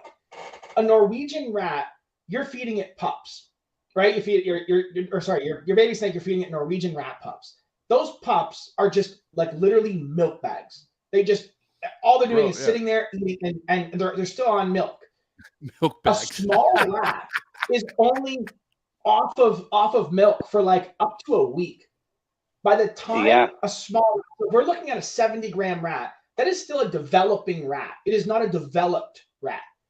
A developed rat is a 200-gram or 150-gram rat, and they're getting too big for a ball python.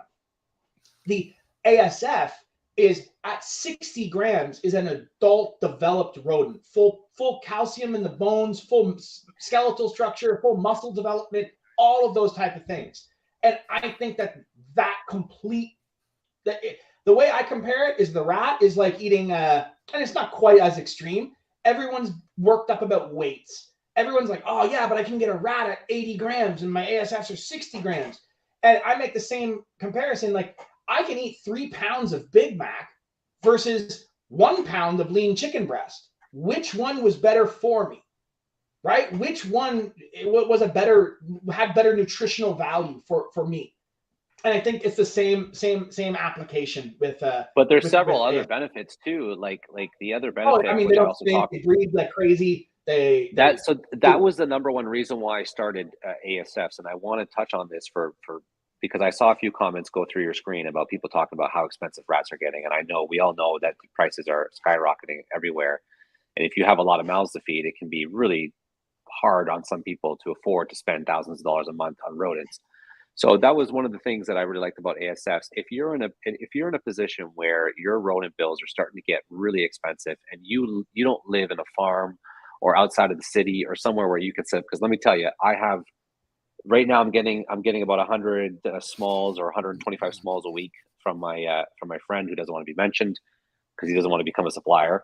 But I have like 20 left over from last week. I had 3,000 ASFs in my garage, and they smelled less bad than the 20 rats that I had left over from this week's feeding.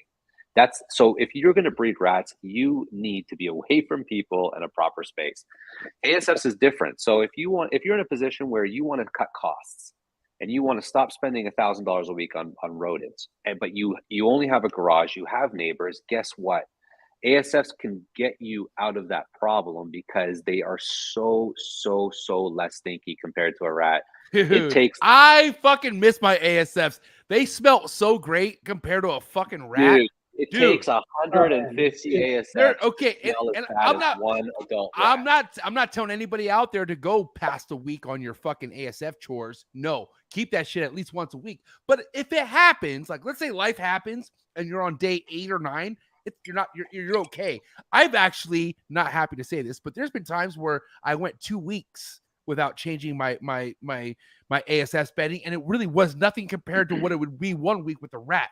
With the rat, it's tremendous. Dude, like it's disgusting. I've bred rats for 15 years. I had a colony of rats for 15 years. It was a hard thing to let it go, and I'll tell you, I used to hate. You go to clean the Freedom Breeder tubs, right? The CB70s. You take all the rats out, move them to the next tub, and rats are like they carry like their urine, their shit has so much more moisture in it. And so it creates like you go to tip it out, and I used to have a drywall scraper to try and scrape all the bedding out, and then try and wipe it down and clean it up, and it was just like I was like, this is just messy and gross. The first week I had moved the ASFs into the new Freedom Breeder racks, and I had them. They were in there for a week, and I went to clean, and I like took the colony out, and I put it on. The bedding is still good. Oh, I took the bin, and I went to I had my scraper in my hand. And I tipped the bin up, and it was like, vlunk, and it all just fell out, and the bin looked brain. I was like, what the? maybe in a little corner. They've peed and gone to the bathroom in a little corner. And I just scoop that out, take some paper towel, wipe it out, and reset up the bedding. Just to put it in perspective, because you could speak to about the rats. I don't know anything about breeding rats, but I can tell you to feed 220 mouths every single week only costed me, with bedding, food, everything, it only costed me $320 a month in supplies, including rodent food, to feed all those mouths on a monthly basis on ASFs. You were probably going through double of that in food on a weekly basis. That was probably at the height of our rodent production, close to 1,000 a week. Okay, hey, Will, okay. So There's it's so cheap to produce ASFs. It saves so much money. And if you live in a space where you cannot do a full-on building, you can get away with having a nice size ASF colony in a garage, and your neighbors will never know. You'll never upset anybody, because if you take care of them and you keep them clean once a week, fresh bedding, you will not have an issue. And all of a sudden you can save yourself hundreds, even thousands of dollars in food bill. Yeah. Buy the rats you need for your customers and breed ASFs. And your retired breeders, feed them to your ball pythons. Yeah, they never get too big. You don't have to have any waste. Yeah.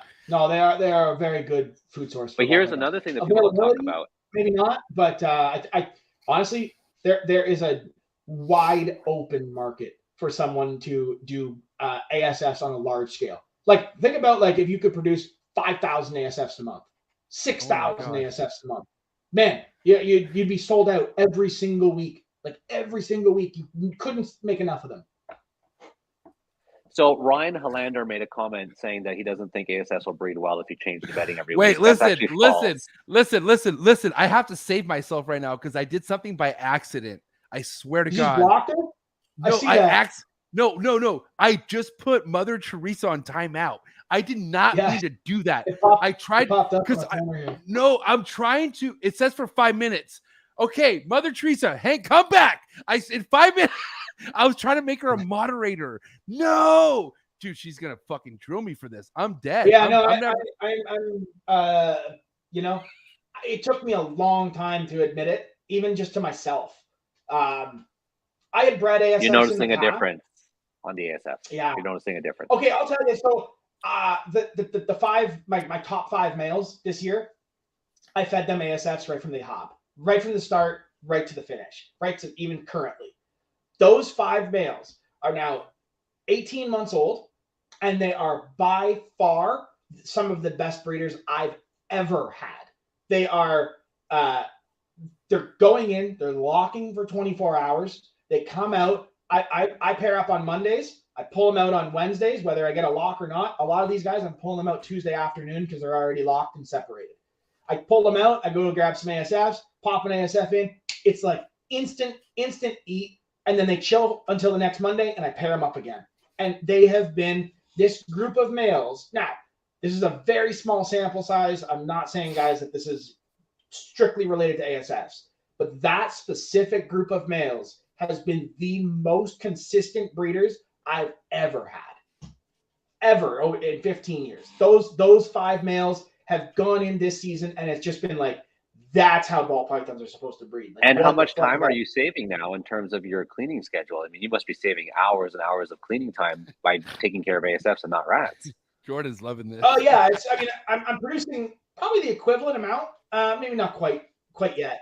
But I honestly, man, it feels like this sounds crazy, but like I enjoy working with the ASFs. I did not, because you only spent 2 or 3 hours to clean a whole colony of ASFs, where you need a whole day or 2 days to do your rats, right?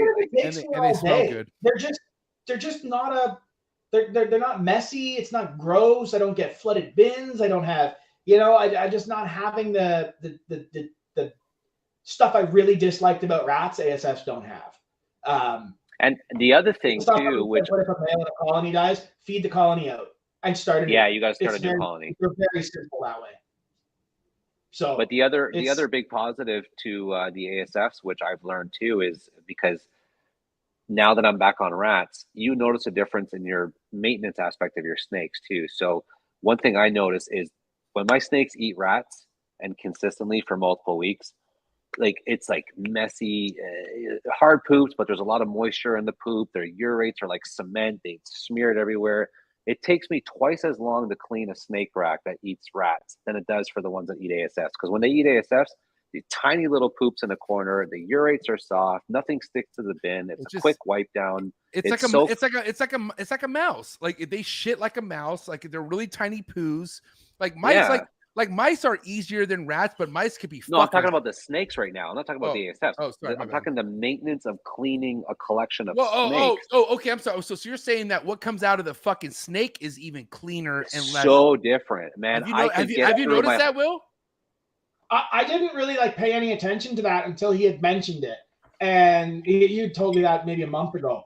And I kind of was watching animals that were on ASFs, and yeah, I would say that their excrement is probably 50% less than when it was with rats. And they're not making nearly the mess in the bin. I think it's like a cleaner. I think they just absorb more of it, to be honest. I think they just there's no. Yeah, they honestly, I gotta say, like I was, man, I think I said it on your podcast. I'm not sure I'd switch my whole collection to ASFs. You did say that at one point. But I don't think I would switch my whole collection. And here we are a year later, man. And is that gonna have an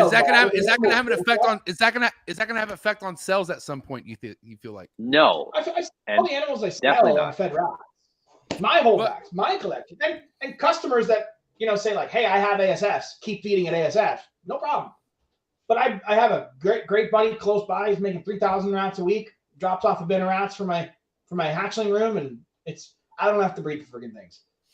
Buy them. That's what I'm gonna do when we set up a new space by spring. I'm gonna just breed ASFs and buy the rats that I need, and not worry about producing the rats. That's a better way to go. Now I'm a big advocate. I'm a big advocate on what you put into your rodents, though. Too, this is the problem. And I've coached Will, and I've coached a lot of people, and I had it on my Patreon too. I had. Hey, by the way, time out. He just said he coached Will. To hear this, it's like I love it though. It's game. I love it, guys. You never know where you'll be in life. This is crazy. Tell me more. I want to hear it. So I had 20 plus videos on my Patreon about the problem. So there's this huge misconception about the growing of the ASFs and establishing a colony and that's because everybody who fails at ASFs are trying to treat ASFs as if they do treat their rats. And 100%. You need to understand that ASFs have a different care requirement than rats do. If you treat a colony of ASFs the same way you do your rats, you're going to fail. Number one, ASFs need to be clean. They don't like dirt. Every day I went out in my garage, there's a million little niblets of poop all over my floor because they literally pick them up and they push them out of the cracks of the tubs because they don't want the shit in their tubs. So they have to be clean. They have to have a good diet. So Will was doing what I was doing, and you're lucky that you have a farm nearby. I had to buy them from Costco, so it was costing me more money, but hard-boiled eggs, shell, egg, everything to the adult breeders. They love the shell. They love the yolks. It's a huge source of protein. Everything. Every bin gets hard-boiled eggs. Yeah, huge calcium boost, protein, amino acids. It's great for milk production. Bird seeds, corn, different veggies. If you give them a varied, super strong diet, other than that typically processed, crappy rodent block that rats can be sustained on, your ASF production just goes dramatically insane. You're getting 20, 30 pups a litter. This is crazy knowledge right now, just because I never knew about the eggs, bird seed. I went straight Missouri. What I've been feeding is I've been doing a 30% protein cat food.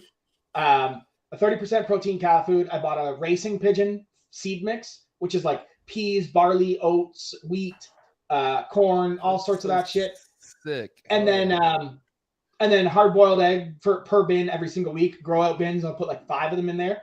And man, oh man, the eggs, bro. I clean the rats. I put an egg in next bin. You have to crack the egg, by the way, because they can't bite through the shell. Yeah, I just crack it on the side of the tub, break it in half, and chuck it in the bin with them.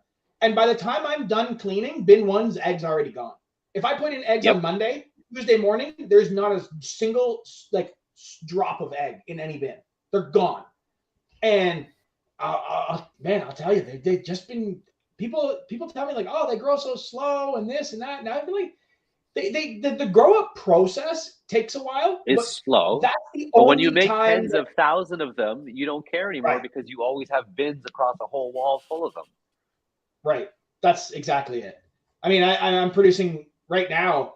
I only have one. I have 45 colonies. I've got 5 more Freedom Breeder RHACS coming in, so that should put me to close to 300 colonies is what I'm aiming to get. The other to. problem that people And that I don't do figure well, we'll which 1,500 a week.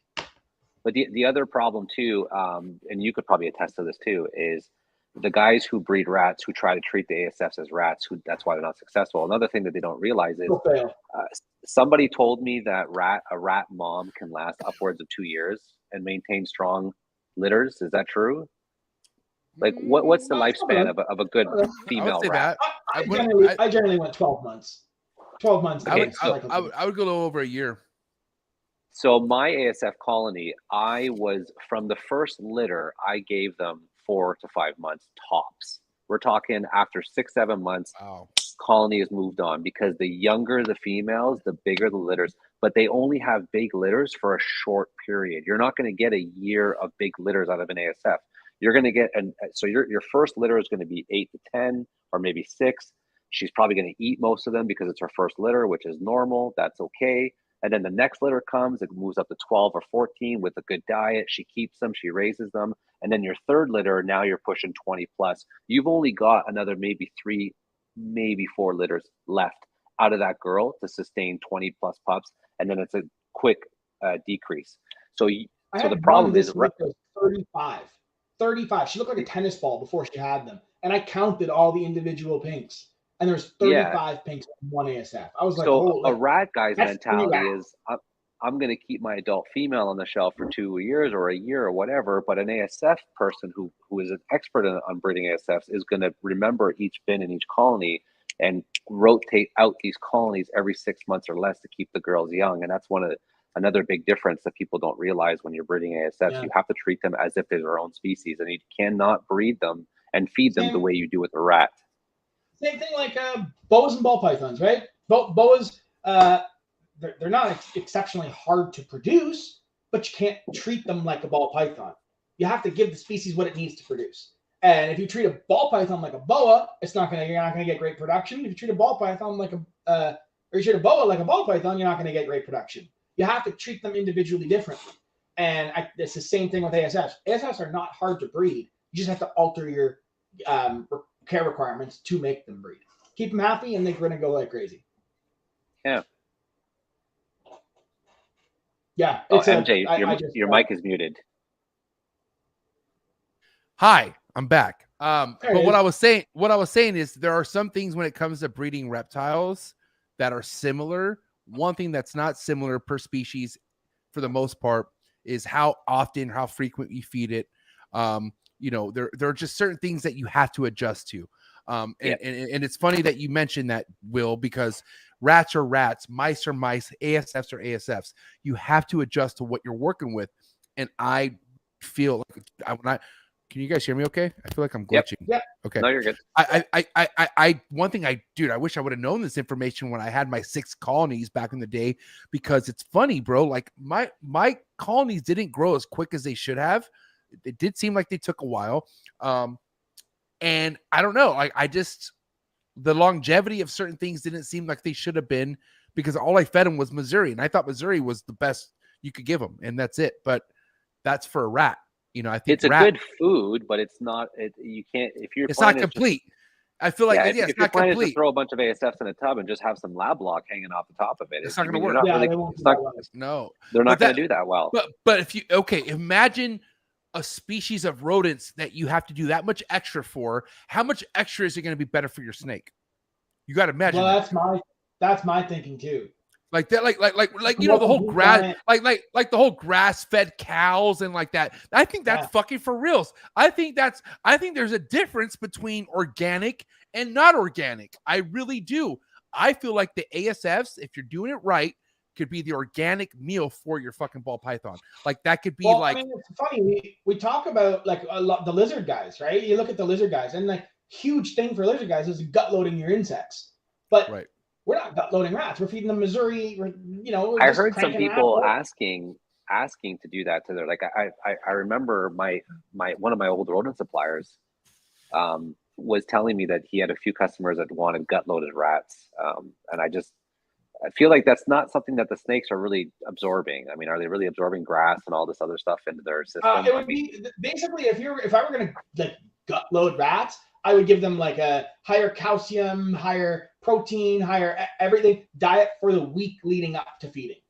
Not like throw it in the day before. It'd be like a week's worth of food that's very high protein, high calcium, high nutrition, and then give them the week with that food, then feed that bin off. And I think that would, I assume it would work. No reason why it shouldn't. Gentlemen, let's wrap our heads around this. At the end of the day, the biggest meal you're giving your biggest female is comparable to a small rat, if that. Okay, like you're not giving, and there's people who toss mediums to their fucking females, if not largest. I learned my lesson the hard way. I will never. I've heard motherfuckers giving jumbos once a month. Like, it's like, what the fuck? Like, they're not swallowing baby deer in the wild. Like, that is fucking insane. And what's crazy is I've seen collections with snakes that are gigantic, but they're not on gigantic meals. They're gonna get big on their own already. But that's MJ. You got to come see my collection. You're gonna see some big snakes that are on ASFs. I can't wait. Well, listen, is it on the way to Will's? Because next time I go to Canada, I'm staying unless there's a show, which I think I am. Wait, CRB is a CBR. What is it called? I forget. CRB. September? Is that September? Yeah. Yep. Yeah. I'm there. Wait, but that is it the same weekend as Arlington? I don't Usually think this it is. time. Okay, if it's not, listen, it can be opposite. Like, they're gonna be close. If Will's in town, that's the weekend I'm rolling. I'm gonna go. And Will, I'm never staying at your house or like staying by your area for one night ever again. I need like 3-4 nights, bro. Yeah. I am obsessed with the scenery, the countryside. Your pops is a fucking G, to top G. Dude, talk about just like, is this Earth? I feel like I'm in Earth is when I'm at your place, bro. I gotta say, it's very breathtaking. But how far are you, JP, from Will? I'm curious. Where are you at? About 3 hours. So I would still fly into Toronto, right? Or no? Or would I fly into? Yeah. Or You still fly into Toronto. I'm the same distance away from Toronto. And I think you were talking about coming out this way a little bit. Yeah, So we're looking at houses up by his area. ooh, you might be moving, JP. Maybe 45 to an hour away, something like that. JP, you might be moving. Oh, we are moving this year for sure. Yes. Whoa, I didn't know this. You've been at your place for 2 years and you're already moving. Well, the collection is getting big, and there gets to a point where having this many animals in the house just doesn't do it for me anymore, because you can do as good of a job as you want keeping animals clean and stuff like that, but when they all start pooping at the same time, smell permeates through the vents, and we're just at a stage now where I want to get the animals out of the house into their separate building. I want to have my own rodent facility, and I just want everything to be legit and buildings. And so we don't have the space to do that where I am now. So we're looking for a place where we can do that. Where are your snakes right now in the room? So my basement is about 1,250 square feet, and the rec room in the basement is about 750. So we turned the rec room into a pseudo facility by epoxying the concrete floor, putting a nice door in the hallway, and just sectioning it off. And it's basically my facility. And there's still like another bedroom, washroom, and all that other stuff in the rest of the basement. But that particular room is the quote unquote facility. Wow. That right there, you don't even want them in the house anymore. Like, you want them separate. There's a few struggles with the house. Like, for example, right now, February, it gets very dry. I'm struggling with humidity right now. I'm struggling with, keeping things on good sheds, and I have to go down there daily and, putting water on the paper, getting it all soaked up. Like, it's a real challenge. So I feel like if I had a facility, that would be one problem I could avoid. I could keep humidity at a certain level. Can't do it in the basement of the house, because if you run 60% humidity or more in a basement of a house with windows when it's minus 20 outside, you're going to get massive condensation on the windows, mold growth. It's not good for the house, right? So there's certain challenges with that. That's very good advice right there, man, because I'm in the position right now where this room, I just moved into this brand new room and the humidity's down. It's like 20, 30s, right? And so I noticed that when I tried to use machinery to get the humidity up, my fucking windows were fogging crazy. And I'm like, oh my God, that's not good. Like that means that the walls are getting wet. And so I had to cut it down. And now I'm just like, okay, I got to do what I got to do minimal in the room, but I got to make sure that enclosure's extra humidified. And it's an adjustment thing, man. And and you want to talk about, bro, like the thing with what's behind me, and just like, a ball python, after a while, if you don't give it humidity, it could create an RI. But these motherfuckers, you give it 2 days with poor humidity and RI city, and then you're dealing with a fucking headache. The problem with humidity in the house is people really don't understand how quickly mold can start growing, even behind your drywall, underneath your carpets, where the windowsills are, and that can have a negative effect on not even just the animal's health, but your own health as well. So you got to be very careful with how much humidity you want to start cranking out, in your home, especially if you live in a climate. We built a new shop with like that in mind. Like the ceiling, we put the insulation in the attic, and then vapor barrier the attic, like you put the vapor barrier so you don't get condensation moving through it. But then instead of most people, when you put the vapor barrier, then you punch a hole to run your electrical for your lights, and you punch a hole through the vapor barrier. And I didn't want to do that. We didn't want to have, a warm, humid snake room, have hot air moving up through the drywall, through into the attic, into the insulation. And then in the winter, it'll freeze in the insulation. And then in the spring, when it all thaws, then you get it dripping back into the, and fuck your drywall and all that sort of thing. So we built actually a drop ceiling in it. So we vapor buried it, then built the drop ceiling down to run the wires through. And then the wires come right through the drywall, so there's no wires actually punching through the vapor barrier. That just and then when you get this many animals in your house, really pay attention to, but just I don't know how your collection operates, but when my collection, when they start pooping, it's like 50 snakes want to poop all on the same day, and the second you clean them, man. I clean that stuff right away, but that day you can smell it coming in the house, and you got to go. That's like, oh crap, they all started pooping. Let me get downstairs, clean everything, get everything spick and span again. Damn, so you can smell the shit from the downstairs into the house. Oh, it goes through the vents, right? There's a return air vent that pulls the air out of the basement. I can't. If that happens where I'm at here, my wife will shut this whole operation down. I'll be fucked. It's only on the day that they all start pooping, and that's why this is my full-time job, and I'm down there every single day. I can't even. Making sure everything is. I couldn't bring rats into the house, man. Bro, hey, bro, because listen, so the trap was separate from my old house, and then I had this room that's here now inside the house. So anytime I would defrost rats to go feed these, if I bumped into my wife, oh my God, it was a fucking bro, I had to sneak my ass to get dead rats, not even live rats. And so, remind me, there'd be live rats too. But bro, that was a no-go for me. I could not bring rats inside the house. And if I did, I get scratches. I bailed going up a set of stairs to my room. That's my biggest fear. Don't tell me that. Dude, carrying a bin of weens, probably 100 weens in it, and I slipped, and the bin went flipped, and I went back down the stairs, and weens come pouring down the stairs, and I was like, oh my God, I was I didn't know what to do. I called instantly, called both dogs. And I was grabbing rats, throwing them in. Dogs are grabbing rats, and I'm just oh my God. You want to hear a story? Then, no way. You guys want to hear a story that I'm comfortably saying now that I don't live in my old house, and if my wife hears it, it's okay. Yeah. So you want to hear it? What the fuck, JP? Come on, don't be a bitch, bro. Take it down. What is he doing? He's like, I don't want to be involved. What is he doing, really though? Just had to move. Oh, I thought I was I don't want to be involved in this. You're going to talk about your wife. No, dude. Okay. So there was a time, right, where I had scrub pythons, man. I had other stuff than this inside the house that I was keeping, and my wife wasn't a fan of it. Not only because it got out, just because of this right here. And so I believe at the time it was a scrub python that would only eat live. Okay. And I don't know how it happened, man, but this live rat got out of the cage. I thought this live rat got eaten, but no, it got out. And the reason why I know is because there was a cord chewed. I could just see shit, and I'm like, and I didn't tell my wife. I didn't tell her fucking shit. And so obviously, like, there's starting to be shit poo around the house. And she's like, dude, what the fuck? We have rats in the house. And I'm like, what? Like, that's crazy. And then one night, bro, I shit you not, one night I am knocked the fuck out. And I just, like, I don't know. I wake up, like something wakes me up, and this fucking rat is on my face.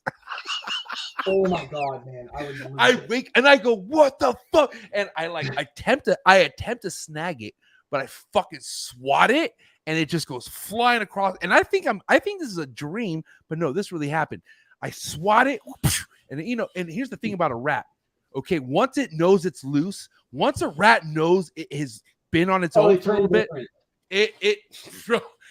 I'm sorry, but that rat is never going to be the same. You better fucking, once you catch that rat, don't put it back, feed it off right away. That thing is never the same. Okay. And so I like swatted the fucking shit out of it. And I'm like, I look for it and it's gone. And I'm like, oh, and my wife's like, what's going on? And I'm just like, nothing. Go back to sleep. I never found that rat, bro.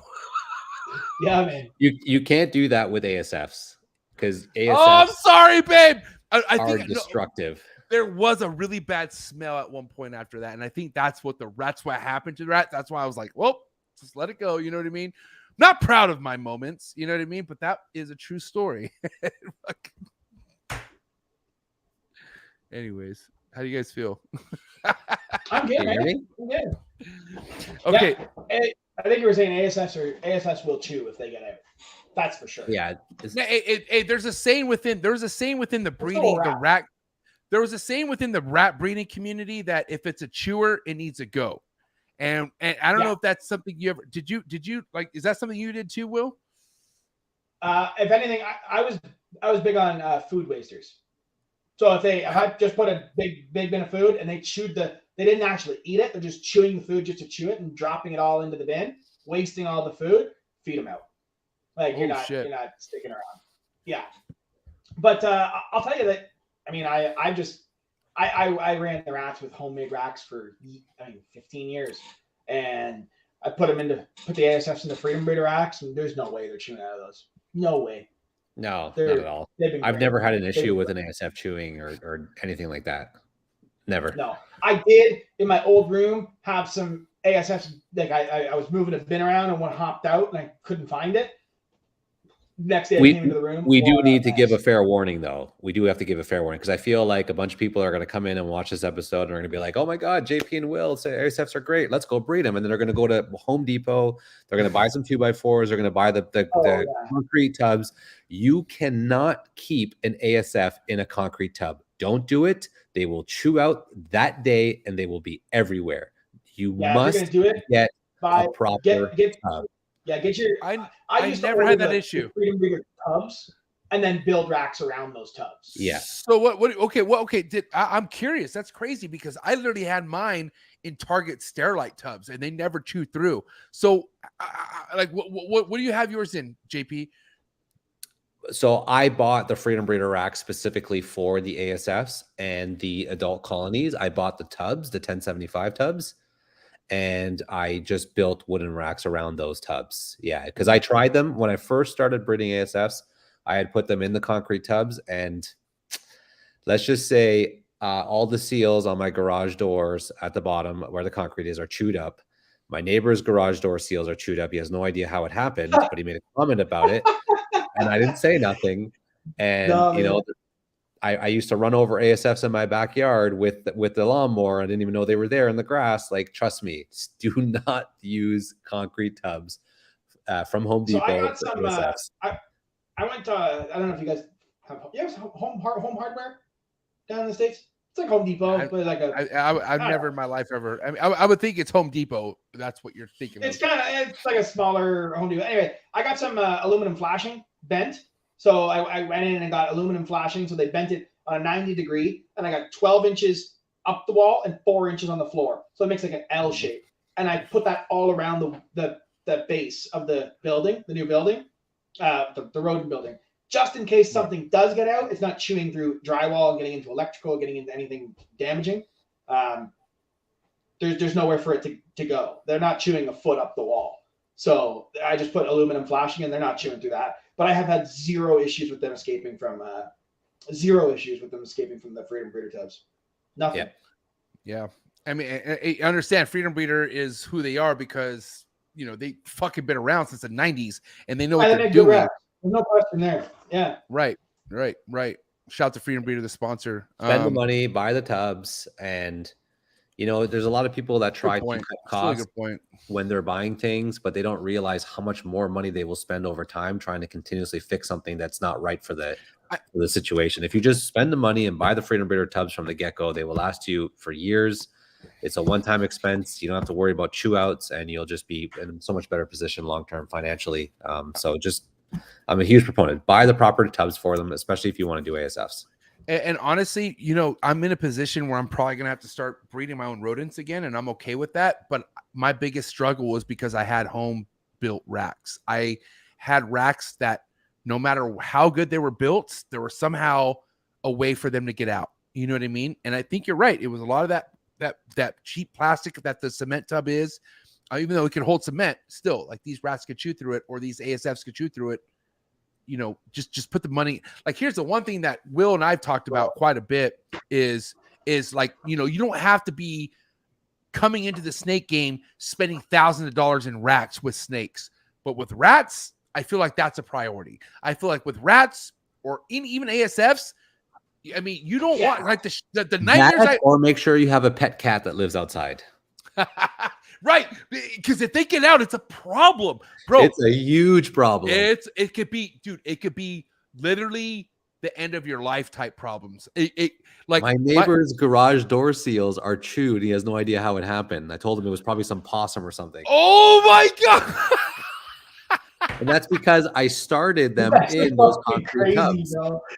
I don't have ASF's not chewing my neighbor's shit. They're a ways away. Yeah, but I started in the concrete tubs and they all chewed out within the first couple of weeks. Yeah, it was really bad. I just moved the ASFs right into the Freedom Breeder, and man, I gotta say, I feel like spoiled working with the FB racks now. I did homemade racks for 15 years, man, and sliding that van and like the water the nozzle it's like just the tip poking in, so like they can't jam anything in. Oh, like, yo, this is the Cadillac of racks. Like, this is but I will say, anybody who wants to get into ASF breeding, if you do it right, you give them a good nutrition, your food expense, and we're not talking about people that have 10 snakes here. We're talking about people that have 100 snakes, right? Your expense to carrying those animals is going to go down so significantly. There's demand for ASFs everywhere. You could probably sell enough to supply your own food and bedding and break even. And it'll just collection. Dude, for sure.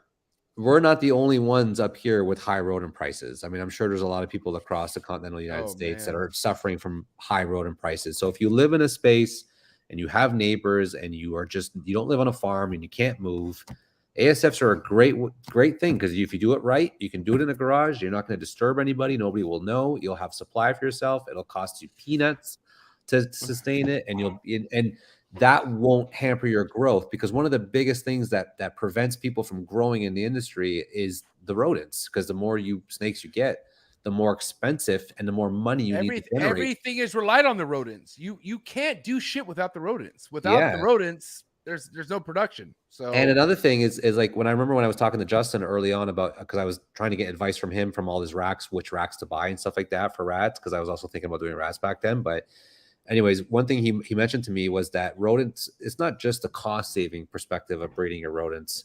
It's also your entire, but your production of your snakes, and therefore your revenue and your projects are reliant on someone else. Yeah. Yeah. And when you rely on someone else to be successful, it's a recipe for disaster. Yeah. Yeah, because you never know what's gonna happen. You never know what's gonna happen with them. Like that's the thing. Like, shit could come up to where their supply is not there, and they're it happens all the time. And if they have their own collection, that collection comes first. You know what I mean? So absolutely. Yeah, I would have a very difficult time finding. Right now, I have one of my good buddies is breeding them, so I'm fine that way. But if he wasn't, or for whatever reason, knock on wood, something happened with his place and he didn't have the production, I would have a very hard time finding a rodent supplier that could supply my collection every week.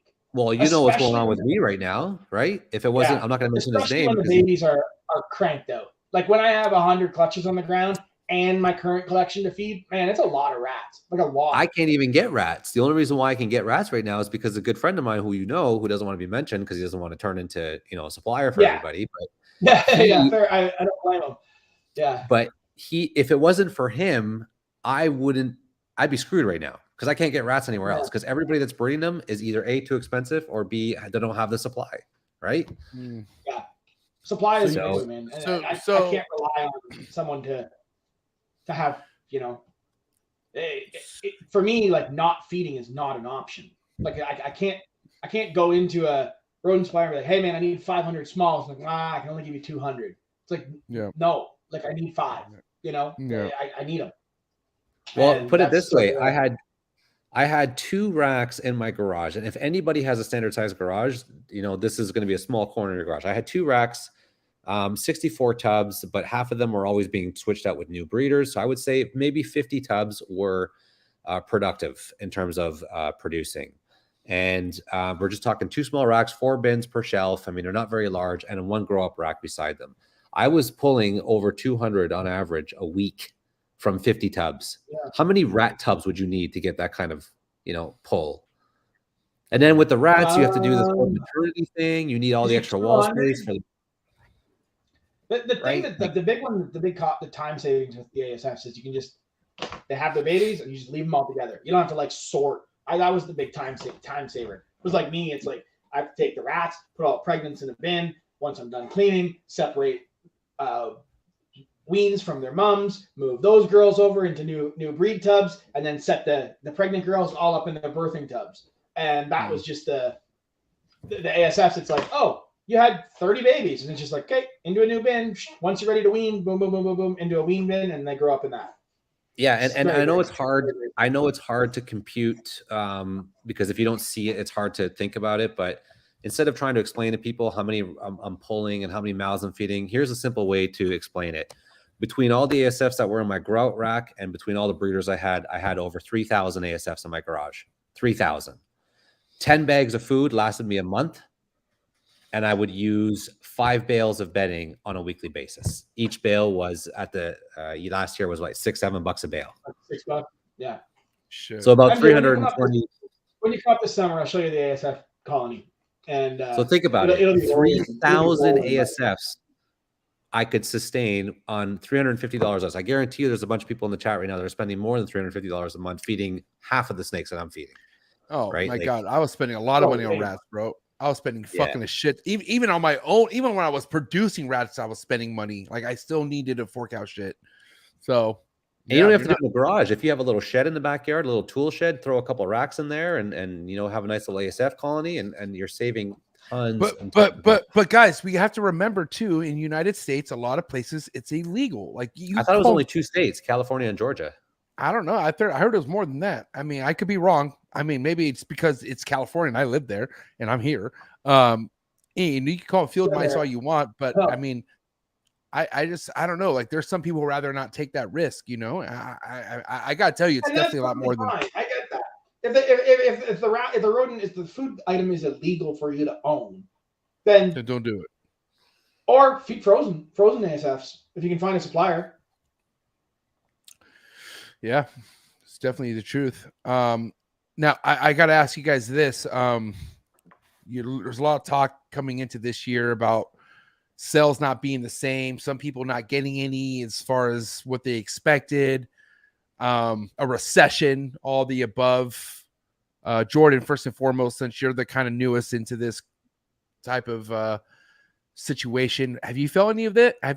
Where have your sales been throughout the last year compared to? Oh, no question. Last year's sales were tiny compared. And it kind of sucks because my best year in sales was the year I only had 10 clutches, and last year is when I had 30. Well, after the losses through the incubator, it was like 23, 24 clutches. Right. Let me tell you. So from August till November, I sold 4 snakes. That's it. And then December came, I sold a couple more, and then nothing happened. It was crickets over the holidays. And I started getting worried because I was like, I have all these extra animals. They're really nice animals. I've dropped prices on some of the stuff to try to entice people. And I guess, the recession definitely hit.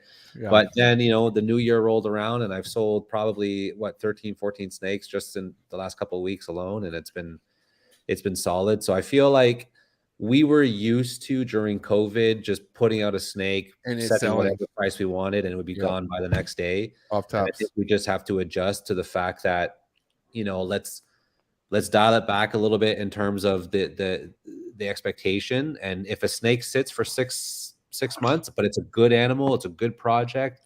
Like, I see guys right now dropping prices. I mean, I heard somebody sell a stranger clown a couple months ago for $2,200. You know what I mean? Like that to me is just mind blowing. And I'm telling myself right now, like, just be patient. I mean, I didn't sell anything for 4 or 5 months, and all of a sudden I made a whole bunch of sales in a matter of 2 weeks. Right. So if we just, be fair with our pricing, and if it's a good project, and I think it's definitely going to be slower this year than we're used to, but I don't think it's doom and gloom where, we need to be selling snakes that are $5,000 for $500 because we don't want to keep. Like, I don't think we're at that. We're never going to be at that stage. I don't think. I think the sales are there. We just have to be patient. And that's the thing about the ball python game. I feel like is very unfortunate, but it is what it is that there's certain people who are doing good in their life that could put themselves in a project to where, let's just say, it's not selling to where it should be selling. They're desperate because now they're in a place where, even though I could afford, however I was in this position during that time, now I need fucking money. And holy shit, I can't get $12,000 for this snake, or I can't get $8,000 or $6,000. I'll do 2,200. And those are just people who should have never been in the project to begin with, because they want to get what they can get, and they don't give a fuck what it does to the project. They don't care what it does to what it's still doing. They just want to get what they can get. So, I mean, I don't know. It's unfortunate, but at the end of the day, I always stuck by this. If I breed it, I'll sell it for however much I want to sell it. You can kiss my ass, and that's it. But I don't know. Like, I would never sell something like there was stuff not even remotely close to a stranger clown that I produced last year that I knew I could come down so much, but I'm like, no, why? Like, this is not, like, even though it's not COVID time, people are going to have money again. It's just December. December's a rough time. I feel like December's always rough. It's holidays. People got to put their money elsewhere. And there's a time of year where Americans, I know for a fact, get their money. It's about right now, February, April, or, March, So I think it's seasonal when people want to drop money. If it's not COVID, people spending reckless money is seasonal, I feel like. Well, I think a lot of people just need to realize that things, like, we were almost kind of lucky in the sense where we were throughout the COVID situation. Like, Will, you probably saw it just as much as I did in COVID. Like, every time I posted a snake, I would get an inquiry within an hour, and then it would be sold a couple hours later. I could sell snake sheds last year. Like, it was, it was crazy, right? I was there when the market wasn't like that. So even that to me felt like an anomaly. Like, I had seen the 8 or 9 years, decade leading up to when COVID hit. And then all of a sudden it was like, everyone's just buying everything instantly. And it was like, I was kind of sitting there going like, this isn't real. This is like, make hay while the sun's shining, but this isn't gonna last. And we've, come kind of back down to normality. It's this isn't, and for us, we still had a good year. I didn't have like, we still did great as well. Like, definitely. We sold our most expensive snake we've ever sold this year, and like, it's the high end stuff. It was still like, can't make enough of it. Those really high end animals, you can never make enough of them. I think people just need to be smart with the way they spend their money. I mean, if you're who JP and who they spend their money with. Like for us in our situation, we've talked about this on prior podcasts. Like, I left this. I used to live right outside, just on the Brampton is like part of the GTA. Let's just call it Toronto. So I lived deep in the city. We had lots of expenses. Housing is super expensive there, and everything is more expensive. We sold that property. She sold her house. We moved out here. We bought cheaper, nicer house. We lowered our expenses across the board, and we just made a lot of smart choices to eliminate a lot of costs. So if we're going into a situation where sales are a bit weaker, and I don't know if we can call it a recession or not. Like, you've been around well longer than I have. I don't know if the right term is recession or just a slowdown, but whatever you want to call it, if sales are lighter, you just have to be smart in the way you spend. And, you know, like, for example, producing ASFs, it's not stinky. You can do it in your garage, save some money there.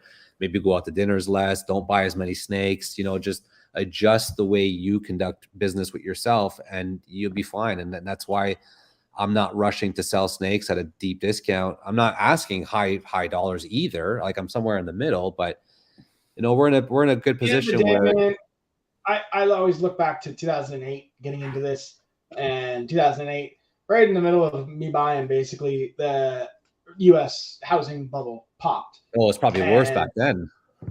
And even during then, I watched people spend $25,000 on dreamsicles and $15,000 on this, and I was like, "Yeah, this is crazy. This is almost make believe." And here we are, that many years later, and those high-end animals are still selling. And at the end of the day, if the economy slows down, it's a bigger picture. It's not just the ball pythons that are being affected. Every small business across the board is being affected. It's not just it's not just our industry. How many restaurants went out of business, right? How many people lost? When the economy slows down, luxury stuff, and let's be serious, for a lot of people, if you can't pay your mortgage, you're probably not buying a $5,000 snake. You know, when buy a $5,000 snake. Yeah, well, you shouldn't. Yeah, when the economy starts to pick back up, which I mean, obviously it's going to. But you could say right now, if you could buy that snake from your guy right now is the time to do it. I can tell you that much. And I'm not just saying that. They say the same thing about the housing market right now. It's a buyer's market, not a seller's market, right? So we're kind of in the same situation with the ball pythons. It's more of a buyer's market right now. But I also don't think that we should be, you know, rushing to sales and selling $10,000 snakes for $1,000 because we need a quick cash infusion. I will be 100% honest with. I'll keep it and sell it next season as 800 grams. You know, I've added 6 females that I had for sale on Morph Market to my holdback rack just in the last 30 days because I'm like, oh, nobody's interested. These are great animals. I'm just going to keep on to them, and I'm going to breed them out in a couple of years when the market picks up. I 110% bought this house with my wife on some $2,000 stranger clown type shit. Like whoever the fuck was selling this house, we came $80K under asking, and they said, fuck it, we'll do it. And we're like, what? We looked at each other like, are you fucking kidding me? For whatever reason, they did it. So that's what I'm saying. Like, shoot your shot. Right now is your time to shoot your shot on certain things, but also don't panic if you're out there trying to sell things either. Like, definitely don't degrade yourself and just say, fuck it, I need to sell this, and that because nothing's selling. No, this is a temporary thing. And if you are making things right on the marketing terms, you're not going to have a problem selling shit. So, well, especially the females, like Will, you could probably agree. Like, if you've got, like, for example, a black pastel spot nose red stripe clown girl, and you have her up for 5 and you have her up on for 6 months and nobody's selling it. Like, what is the rush? That's a snake like that just becomes so much more valuable with each passing month, and it gets bigger and bigger and bigger. Like, one of the things that I've noticed is if you price your snakes accordingly, like appropriately, you don't have to be the most expensive, don't have to be the cheapest. Price it for what you value that animal at. It doesn't matter. It might take a year. It might take 8 months. It might be the day you posted it. All of them end up selling. You know, it blows my mind. I had some animals this year. I had 2 Cypress red stripes. When they hatched, 2 Cypress red stripe pet clowns. When they hatched, I posted them available. Not a single bite. The next time, I let them grow up to 300 grams and posted a picture of them when they looked fucking awesome. They were, you know, like the full dorsal stripe, the red sides, and it was just like a great picture, and it really showed off the animal. The day I posted that, I could have sold 6 of them. I sold the 2 that I had same day, and I had 4 more people. Hey, I want one. Hey, I want one. Hey, I want one. And it's like, sorry, they were gone. You know, and that just goes to show you that it's not necessarily like update your pictures of your available animals. Did they just have a shed? Take a better picture. Like, a lot of people have to think like, would you buy an animal from you? Right? Like a lot of guys out there. Like a lot of guys out there kind of like just an Instagram page isn't enough. Just posting animals to an Instagram page and expecting to sell $8,000 snakes. It's like, come on, let's be serious. What business model is that? Like, get to know people, get out to shows, put your name out there, show people why they should care about the projects you're working on, and things start to happen. And a lot of this is time. It takes time. You can't build a reputation overnight. You know, it takes time. Grind it out. If you do it, it'll pay you. And Jordan, can you piggyback on me on this one on how solid Will's reputation is in this game? Like his fucking, like, Will, your reputation is second to none. Like, it's funny. I made a comment about this in the past, and I don't get it because, you know, every time I see Will, I want to slap him upside the head. No, I'm kidding. No, you don't. Will, hey, listen, Will deep inside is a hothead, bro. You ain't gonna slap Will across his head. He's gonna fuck you up. I'll tell you that right now. Will don't fuck around. Will is more contained than I am, but if you slap him across his head, he's gonna fucking drown you, bro. But what I will say is he's gonna drink Bud Lights afterwards. Go ahead. Will is he's the only guy that nobody has ever said anything bad about to me. You know what I mean? Like, everybody likes you. Everybody has something nice to say about you, where I'm the opposite, right? Like, I can try to be the nicest guy in the world, but some people just don't like the way I look. They think my face, my nose is too long. I don't know what it is, right? Like, but you're not talking to the right people. There's lots of people out there that aren't a fan of myself, but you know what? Fuck them. It is what it is. Right. Bullshit. I have not heard one. Is this the problem? Look how long that nose is. Is that what pisses people off? Wait, do that again. Do that again. Hey, Jordan, do that again. Look, one more time, Jordan. Is that the issue? Like, I've never had one person talk anything remotely gray area-ish around Will ever. Will anyone? I don't know. I don't know. That. That's cool. Yeah. But you know what's funny is, like, I feel like that's just because Will has only done Will in this game. Like, you know, there's a reason why behind you not disappearing, but you laid low throughout the time in your career and then kind of arose back. And now you started something that anyone who follows you can't help but to respect, because you're so relevant. And I always talk about how hard it is to be relevant, bro. I always talk about one of the most difficult thing about breeding ball pythons is being relevant in the ball python game, especially right now. Like, you have to either be dropping mad loads or been in the game patiently doing your thing. And I feel like that's what makes Will. You've been in this shit, you know, at a moment where it was quiet, and now the work is doing all the noise for you. Will, you're not a loud person, Will. Like, you're funny as shit. Like, don't get me wrong. You catch Will at a Tinley, you're going to have a good time, right? But Will's not on the Instagram. Hey, guys. Like, he's fucking not that guy. His work is that. But he's not that guy. And I feel like, Will, you are who you are based off your work. And that is proof that you don't need to be so loud. If you don't want to be loud, you don't have to be loud. You can let your work do the talking for you, you know? No, I appreciate it, and that works out well in my benefit, because I really don't like that. I can't do that. But but you love it when I just, like, man, I pick up the camera and I'm like, fuck. But you wish it. Hey, Will, if we lived in a non-cancel world, if we lived in a world where it was safe to express yourself, you would snap on some motherfuckers, wouldn't you? Let's be real. I feel like, I mean. Back in the day, yeah. Back in the day, not anymore. Not anymore. It's not. You know what? If I have to get mad and be actually, like, upset about something someone said, then I'm putting too much energy into what they actually think. You know, it's just like, if you don't, at the end of the day, like, if you don't like what I'm doing, bro, unfollow, move on. Right. I don't care. You know, there's people out there that I know that do, and let's, you know.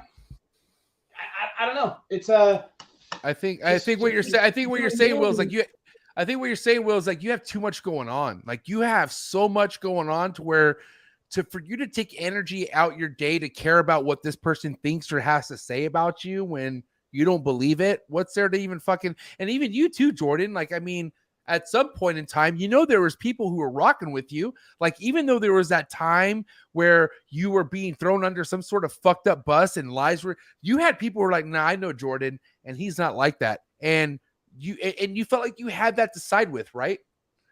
I Well, think it's the like I big said earlier in problem the podcast, though, is people that act that way, they're just overcompensating for inadequacies in other areas of their own life. And that's just the reality of it. You know, somebody who like a Will or a Justin, or like, how many times have you seen Ozzy go out on social media and flame somebody? Like a very, very, I've only seen it once, and that's because somebody was attacking him, and he's, you know, you can't step on Ozzy's toes and he's not going to be a pushover, right? But like, when you've got a lot of things going on and you're successful and you're doing well and you have a great customer base, you have a good family, and you have so much going on in your life, a lot of these things just don't matter. And the guys that do what did to me when I first started making posters and all this stuff, they're just overcompensating because they have a lot of problems, you know, whether it's in their business or in their personal lives, and they're just, that's how they lash out. That's what a bully is in general, right? So you just get to a stage where like Will, I made fun of him earlier on today, where I said the guy doesn't even answer the phone calls, because I rip on him for it, but I also appreciate where he's coming from, because he's a busy guy. He's got a lot of stuff going on. I have a daughter. I have to, you know, my daughter's daycare is an hour away from my house because my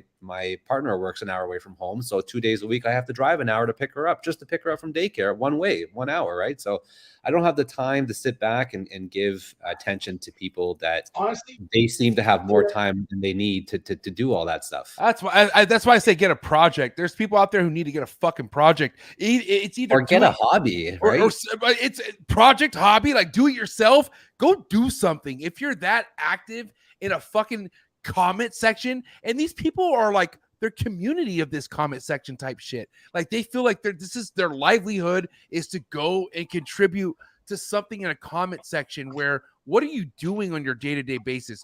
I guarantee you have a room that needs to be cleaned. I guarantee there must be so many things you should be doing right now versus talking shit. But people rather do that versus take care of their shit. And the analogy I use before Will, because I know he wants to say something, the analogy I use is, if you stick me in a room that's covered in shit and you let me sit on a chair there for an hour, I'm going to come out smelling like shit, right? That's just, it is what it is. So what I try to say is the people who act that way always attract like-minded individuals. That's So if somebody is going out making posters of my face and acting like a buffoon on the internet, that's the type of people that he is going to, or those people are going to attract to them. And 100%. Why do you want to give any of these people that kind of acknowledgement? Those are not my customers. Those are not the people that I want in my customer base. I don't associate with those type of people. That's why you can't sit here and say I don't associate with clowns, or I don't like clowns when you're attending the circus, okay? Because when you attend the circus, that's exactly what you're going for. And I can tell you right now, I mean, the painting's on the wall with a lot of this shit. I mean, you could kind of tell certain people that piggyback on certain things because that's their fucking cup of tea. And Will, with all due respect, I've said this before. I mean, there might have been a couple situations where I've seen you chime in, but for the most part, you're never a part of that, Will. You're never in that kind of mix. You got too much going on for yourself. You know what I mean? The only time I feel like Will needs to speak up is when it involves Canada, or it involves a big time Canadian. And that's when I feel like Will comes to the fucking rescue sometimes. But other than that, like, Will, you don't want nothing to do with this shit, man. And like I said earlier before we started the podcast, when you were telling me, MJ, stop shouting these people out that are talking shit to you because you're only helping them. I'm telling you, like, Miguel would just laugh at that. You were actually the first homie to tell me, like, dude, stop showing this shit. Like don't, like, it's not good. And it made sense to me because all it was doing was bringing more attention to the other people who felt that way about me to them. And it made it bigger. And it just made it more of a thing. There's certain things you don't need to associate with. And I don't know, man. You just got to be good at it. I think, you know? Jordan, the unfortunate thing that happened with Jordan was that a lot of people didn't give him, like, a lot of people took one opinion right. or one so quick. Side of, like, and I was one of them, dude. Like I was, remember, yeah, Jordan, I was one of them, and it sucked. Didn't get the chance to, like, you know what? There's three sides to every story. So there's the other person's and the truth, right? And at the end of the day, like, that, you just, I'm not gonna listen to anyone's opinion on somebody until I've met them. They shook their hand. Hey, how's it going? You treat me with respect, I'm gonna treat you with respect, regardless of what you've done in the past or what other people say. All this shit, you know. And I think a lot of people in the industry took a biased approach to the way that, you know, what they thought of you. And obviously that's changed over the last 4 years. Now it's completely, it's all old news now, right? Yeah, but at the start, I think that was an unfair shake that you got. I think that was but at the end of the day, what happened to me, like the hate that I got when I first got in, and it's very important for people to realize, like, give your attention to people who believe in you, who support you. Those are the people you want to focus on, not the rest. And generally what happens is if you get picked on by a certain individual, I refer to that individual or somebody in that position as the general. He's only sending his army after you. Yeah. He's not bringing in people from other villages into the fight. It's just his army. So if you just... But JP, like Will was saying, it was unfair, the energy that came at you because of this quote unquote army. Because how many people were influenced off this one man who had an issue with you? It came at you so aggressively, but also so 1-8. Like, it was like, if you're like Will, okay, Will doesn't play sides. I feel like Will looks at the writing on the wall. That's why I love Will. Will don't give a fuck what's being said. He'll do his own assessment, right? And that's what Will did with you. And Will, I'm not going to sit here and speak for you, but you weren't really a big JP fan at the get-go until this hate started happening on him. And you were like, you kind of like, I don't know, am I right or wrong? You know what drove me nuts? And I'll tell you straight up. I mean, tell me. It's the nose. It's the nose. Ball python business, like the fucking camera started the ball python business, and he's like had it for like 3 months, and I was just sitting back like, bro, you don't know what the fuck you're talking about. You know what the problem was? You know what the problem was? That's all. That was at the time where Brian Barczyk. You remember the first CRB? That was my first CRBC where Justin, Ozzy, Brian, like all these guys came up from the States. Brian Barczyk came up, and I lived in Brampton. I lived about 15 minutes away or 20 minutes away from the international airport. So it was like really easy to get to the show. Sorry, in the international center. So I forget how it happened, but Brian Barczyk came up to me. I was only in the industry for like 6 months at the time. He came up to me and we started talking about how like he's staying at a hotel, and now that's what back then he was editing all his own videos and shooting all his videos. Anyways, he texted me that night. For some reason, I got his phone number at the show, and he texted me asking me if I had good internet. And I said, dude, I have the best internet in the world. It takes me literally 1 minute and 38 seconds to upload a 15-minute video, 1080p, 60 frames on YouTube. So he asked to come over to my house, and so he could use my internet and sleep at my house. And I said, sure. So him and Brian Cusco came to my house and used my internet and slept there. Brian Cusco slept on my couch, and Brian slept in my spare room. Got hooked up with those bloggers, bro. And I literally am watching these guys edit videos, and Brian is walking down my street with a camera in his arm the next morning, but after breakfast, like, and people are looking outside my door, like, who the hell is this guy walking around my street with a camera? So he got me so fired up and jazzed about vlogging and getting a YouTube channel going that's when it just like I kind of got a little just excited. And you know what? It worked for you. So it was just sitting back from an outsider's perspective, not knowing you, not knowing anything. All I saw was this guy come in, buy up a bunch of snakes, and be like, "This is how you start a ball python business." And I'm like, "What? What it is?" And anyway, but hold on. I was so excited though, man. Wait. This was before his first clutch. No, he was talking about how to breed ball pythons before he even had his first clutch. Okay, right. And that was the problem, because we're like, oh my god, this fucker hasn't had his first clutch yet.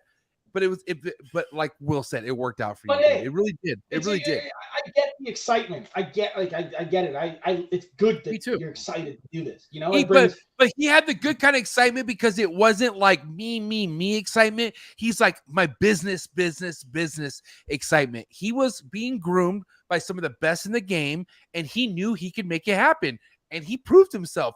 JP, you fucking proved yourself beyond anyone's imagination, because it wasn't about, people might have thought that you were trying to make yourself look like the big star, but it's about your snakes, bro. And that's why I love what you do. How many people back then told you were going to fail?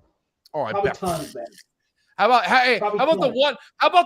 your biggest fan, the one putting your face all over his room because he was probably fucking obsessed with you? How about that guy? This guy was telling me back then that if I left him and took all my females, that I would never amount to anything, because he had the world's best males available at his disposal, and I could never, even if I had the money, I could never find males like that, so I would never be able to create anything good. He told me And- you were going to be sued. He told me he was suing you for millions and you're never going to come back, from what I heard. Yeah, I completely removed from the situation. That was you guys, and I told you both, fucking chill. Like, let's just lift everybody up, you know? I can imagine. Hey, listen, but that's what I'm saying though, Will. Like, Will, if somebody goes to the extreme of putting your face all over their room, that's the next level psychoticness that would make me want to go to the next reached level. out and told everybody to just, this isn't a good look for anyone. Like, It's this doesn't bad, look good yeah. for anybody. Dirty. Like, let's. But if you want to take a positive out of the situation, I feel like that particular individual didn't get the response internationally that he was kind of hoping to get.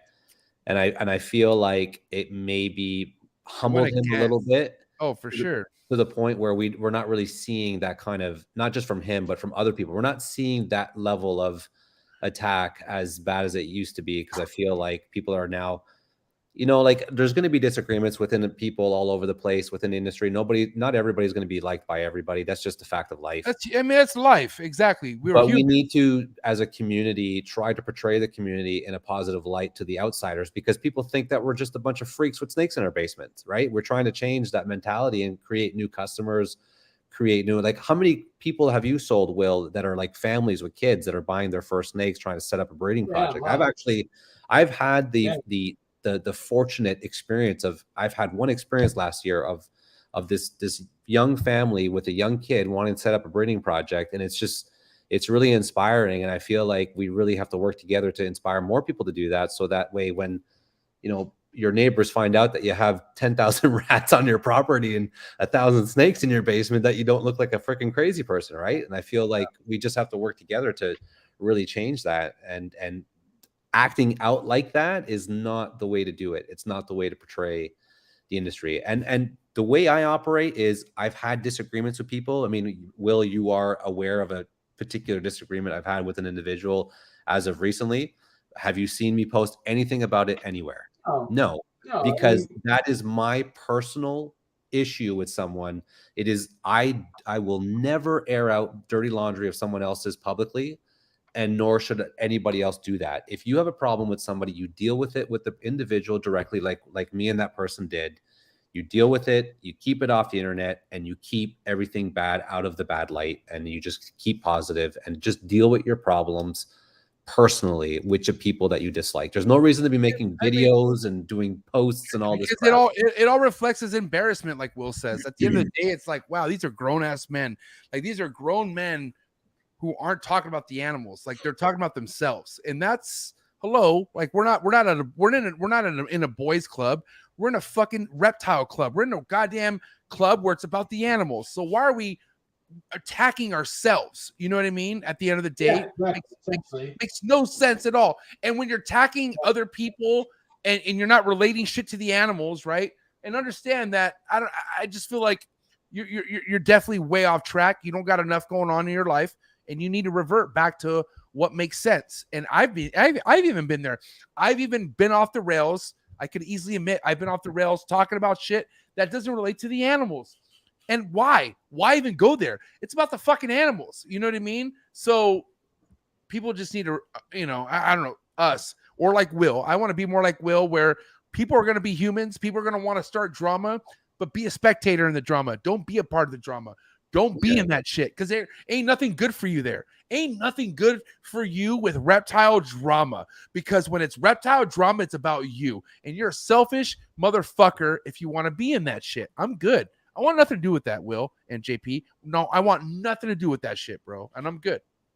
And the hard part about guys like you, MJ, and Brian Barcheks and the nerds and all these people, the people that do a lot of public stuff, when you put yourself out there, and you put yourself on your fire, right? You're putting yourself into the fire. Yeah, you're going to get shit no matter what happens when you put yourself out there like that. But you can't let that intimidate you from putting yourself out there, because if you don't put yourself out there, you're not going to get the marketability of your business and your animals. So it's good with the bad. It's just the way I operate today is I don't pay attention to the negativity.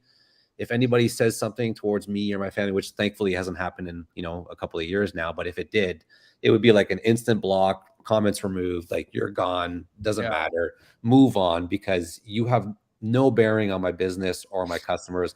My number one priority is my animals. Second is customers. You know, I do everything I possibly can to, I drove, you know where Barry, obviously, Will, you know Barry? Yeah. I drove from my house all the way to Barry to deliver a $300 snake. Okay, gas cost me as much to get there as it cost me.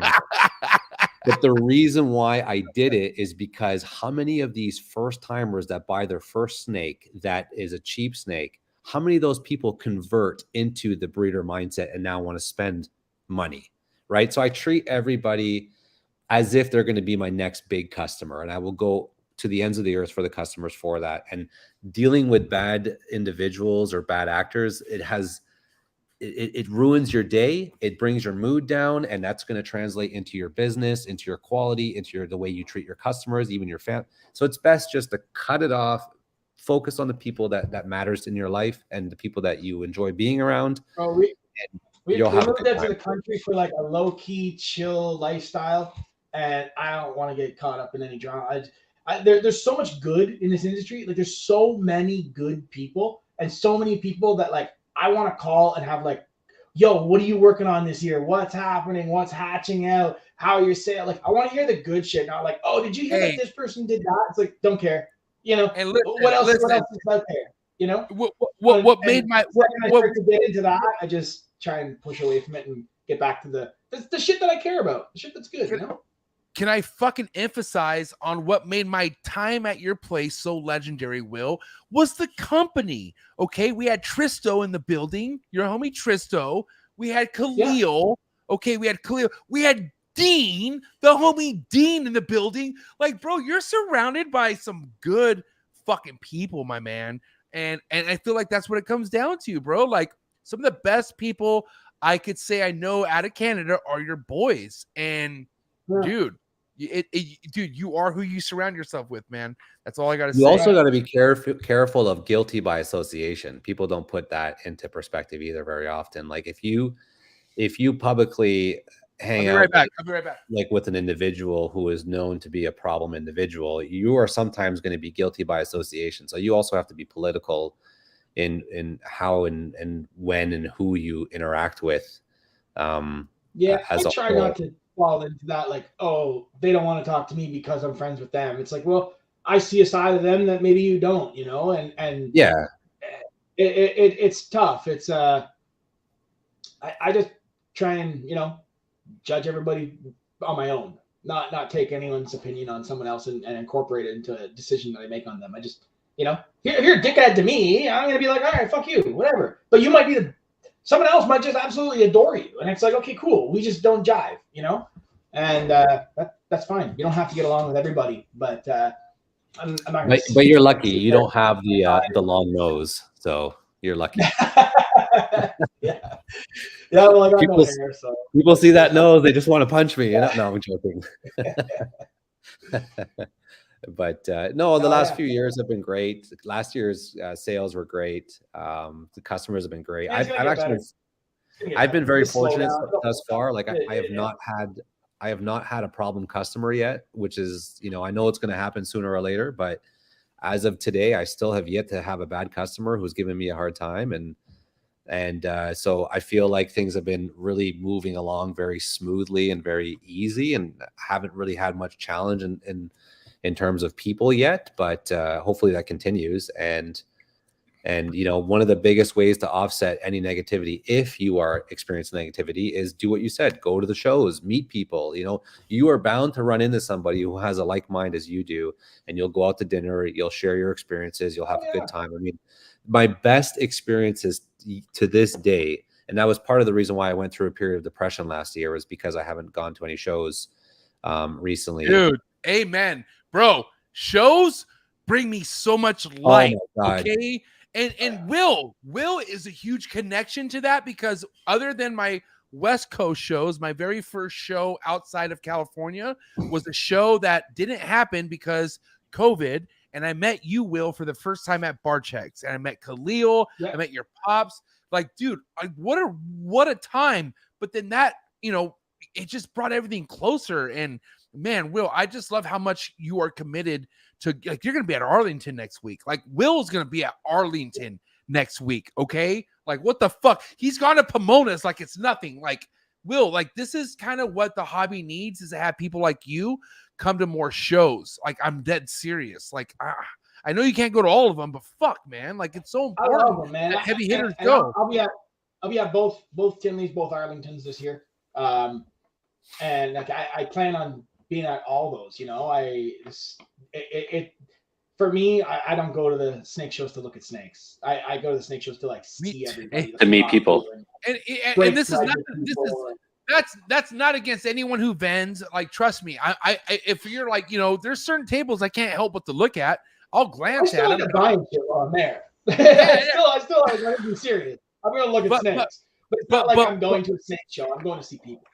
But it's the stories behind what happens at the shows. It's the bar moments. Yeah. It's dinners. It's whatever, US ARC auctions, whatever the fuck it is. It's stuff that you take home with you. Dude, the shows, like, I've had the best experiences so far. Like, even California, when I went to the Pomona show, it was my first time to go to California.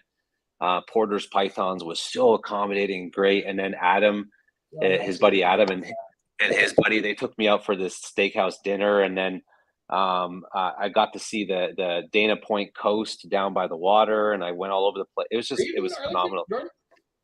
I was going to go to Arlington, but I'm not going to Arlington because I have a 10-day trip after Tinley to various different breeders, which I'm not going to say yet, but we're going to have a good time. So I didn't want to do 2 trips, but anybody who's watching, I mean, take the time, spend the money, go to the shows. It's worth it. I mean, every time I come back from a show, I just want to clean snake shit. Like, I get excited. I'm like, yes, you pooped. I get to clean you. I do have a burst of energy coming home from them, for sure. Yeah. For sure. So it's worth it. And that if you are in a situation where you're experiencing some negativity or you have some shade thrown at you, you know, you go to these shows, most of these people have no freaking clue what is going on, nor do they even care. They just want to have a good time, and it just makes you forget about all of it, and you just have such a good time, and you just it's a great way to get away from anything if you are in a situation where you're getting some shade. Now, listen, I have a wrap-up question before we get some hot seat question here, guys. And these hot seat questions are definitely edited for you two to answer at the same time. So I hope you guys are ready for this shit. But overall, 2023, I got to hear it from you two. Just coming into the ball python game, what are one smart move to make, one worst move to make in your guys' both opinion right now? JP, how about you go first? That's a tough one. I can't really speak for someone else, but I feel like something that I'm doing this year is spending less. You know, if we're in a down market and the sales are slow, I've made the decision that I'm still going to pick up a couple things here or there, but this is the year where I focus on what I have and make the best of what I have, and, you know, hunker down and take some longer shot odds and work on my projects. You know, I've already seen posts on Facebook of people thinking about quitting and leaving, and I just think it's the wrong, like, a couple of months of bad sales or slowdown is not a recipe for let's just forget all of it, give up and move on, right? Like, just keep positive, move forward. And that's just what I'm adopting. I don't really have a good or bad answer to anything else, unless there's more specific. Like, if somebody asked me specifically, would you do this or that, I could probably answer. But as a general, I would just say first year coming into the snakes, focus on the projects, understand what you're working with. Really do the research and decide, you know, what it is that you like, because there's so many options out there and you can't work with it all. So like hyper focus on what you really enjoy, and something to avoid would be avoid all the nonsense, avoid all the bullshit. Have fun with this, man. Like, it's supposed to be fun. You know, the second it stops being fun, it's the second it becomes a job, and it's got to be fun for you. So avoid the gossip, the drama, all the stuff, and just surround yourself with good people and make some friends. Get out there, get to a show, meet some people, and it'll all work out. And there's nothing wrong, by the way, with finding like a side hobby or something, because one thing I've learned over the last 4 years is this industry, although fun, is highly repetitive. You know, every day you're doing the same thing, cleaning snakes, filling water bowls. It's like rinse and repeat. There's really not a lot of dynamic duties at play here. It's a very, very repetitive game. So if you need something on the side to give you a day or two of just comfort or just something outside, there's nothing wrong with that. You don't have to love the clean snake shit 7 days a week, 24/7. You can have other things that make you happy. So it's all about balance. I really think it's about balance. Treat your family right, treat your collection right, have maybe a little side hobby. Like mine's fish. I love fish. I've got 12 fish tanks in my house now. It's pretty crazy, right? So on the days that I'm not working with the snakes, I'm taking some time off. I love doing a separate hobby. So just keep yourself busy and just have fun with everything that you do. I mean, that's my biggest goal someday. And I hope, fuck, I can't say sooner than later because I'm really bad at it. But man, if I could get a chondro in your collection, Will, if I could get a chondro in your collection, JP, like you guys are going to be picking up, you're going to be picking up different types of, you're going to be picking up different types of snake shit. And I just feel like us humans need to pick up different types of shit in life and it will make us happy. I'm telling you right now. Animals is what makes us happy, but if it's different types of shit of animals, it's gonna keep the cycle just so. Don't worry. When your son is born, you'll be picking up different types of shit. I'm ready. You. I don't give a fuck. I pick up like fucking dog shit. I've been picking up shit for a long time. As long as it doesn't get sprayed in my face, I'm good. You know what I mean? Wait till you have a diaper blowout in their car seat. Like it's Bro, I'm the type to be ripped. You know what I mean? I do the whole rip, like throw the covers over my wife and just, you know what I mean? And I feel like that's gonna come back to me really bad. I experienced my first diaper blowout in the car seat and I almost vomited everywhere. Like it was just. Hey, listen, this 3 hours went by this 3 hours went by too quick. You two are legendary. Will, you've always come through on the clutch. I got to tell you, my biggest Canadian podcasts come from either Will or JP. I'm not joking. You two are my ringleaders when it comes to most viewed podcasts out of Canada. So thank you so much to bring you two together on this. Very legendary for me and for all the viewers out there. So thank you for making this happen. I do got to say, though, I have these customized hot seat questions that you two Can I just say something really fast? Sure, go ahead. You get into it? Sure, go ahead. So, number one, I'm 4 people away from 4,000 followers on Facebook, on my Facebook page. So I would really appreciate anybody watching this. I mean, just give me a couple of follows on Facebook. Let me hit that big 4-0, please. And I just want to say quickly, I just looked at my Instagram really fast. I have like 30 missed messages. People are resharing this podcast and just talking. I was putting my daughter to bed before the show, so I wasn't able to answer everybody. So I will get around to it. I just don't want anybody to think that I'm ignoring anybody because I know some people take it personal when you don't answer. I will get around to it. So I apologize in advance. I'm telling you, some people get upset about it. I'm not apologizing for messages I've missed while I'm doing something. I'll get back to it. By the way, guys, I have like 30 plus missed unread direct messages. No, because I've had some people take it personal in the past where if I don't answer them within like a certain time frame, I'm not even joking. So I try to be respectful. Oh my God. Okay, listen, hot seat questions for these two Canadians. I need them answered at the same time. You guys ready? Okay, I guess that's a yes. No, I suck at this. I give you long answers. I don't need a long answer. It's either one or the other. Okay, please. Okay. Here we go. Coming in hot. Favorite codom in the ball python game? Sorry, can you repeat that? My screen. Come messed on. up. Favorite codom. Favorite codom in the ball python game? Hurricane for me. Chocolate. Right now.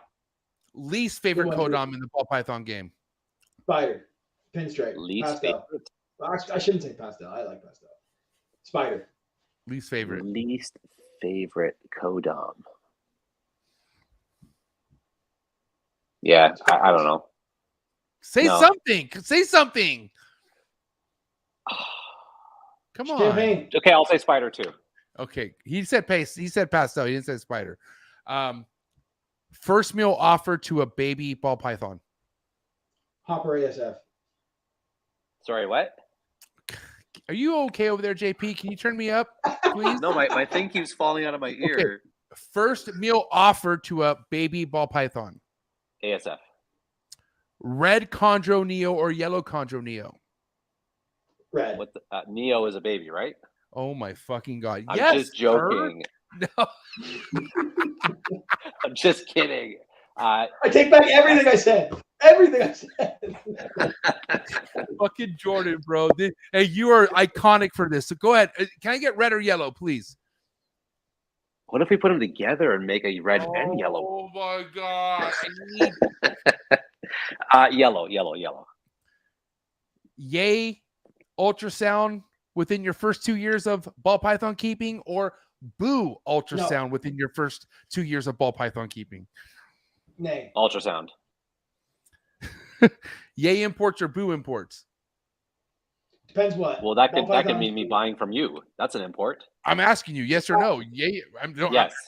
God damn it. I'll say no if we're talking about wild caught stuff. Yay if it's obviously buying from the States. I have to import. So yeah. Number one reptile show in the United States. Bullshit. Bullshit. Just stir that fucking pot. Wait, I'm what? kidding. It's you, dog.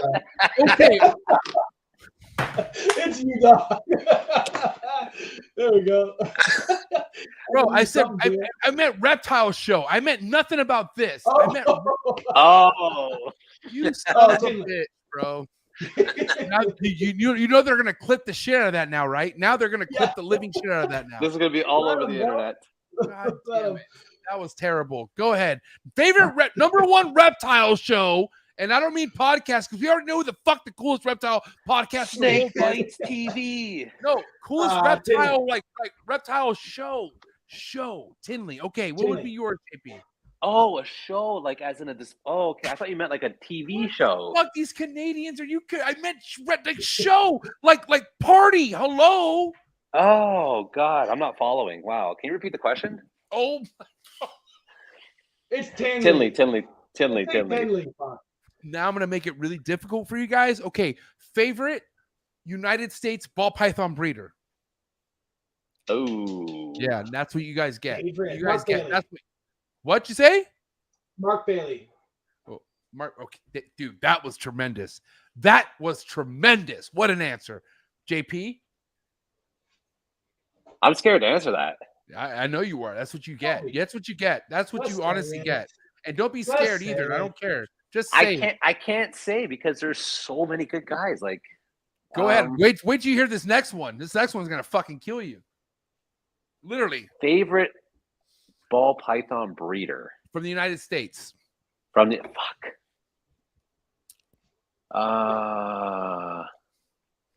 Take your time. You're getting called a pussy in the fucking comments, by the way. Sorry, I have to get sand out of it. Let me be right back. What? JP's like, the room's getting smaller. Dude, just say it, bro. I don't have a specific favorite.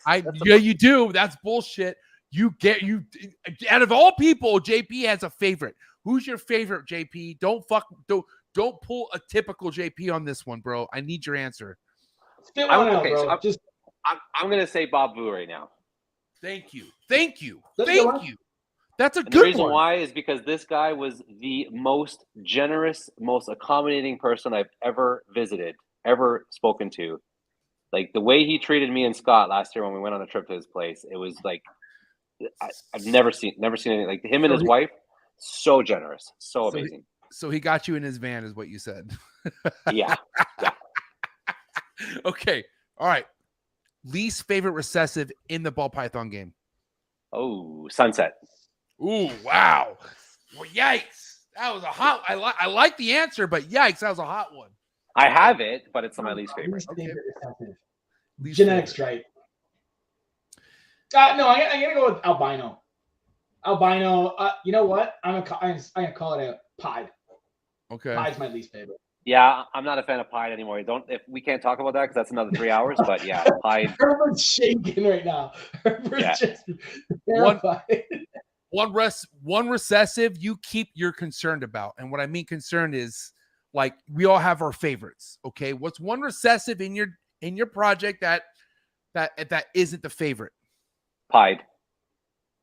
Yeah.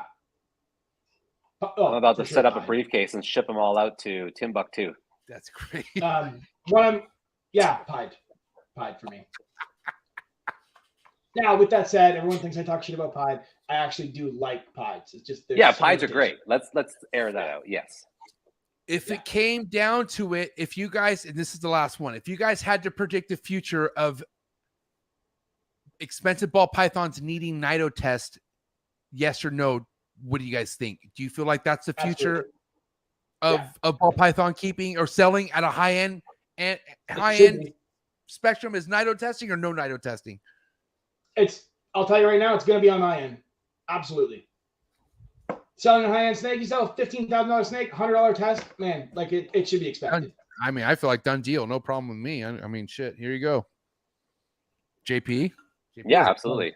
Oh, I was waiting for JP to be like, no, I won't.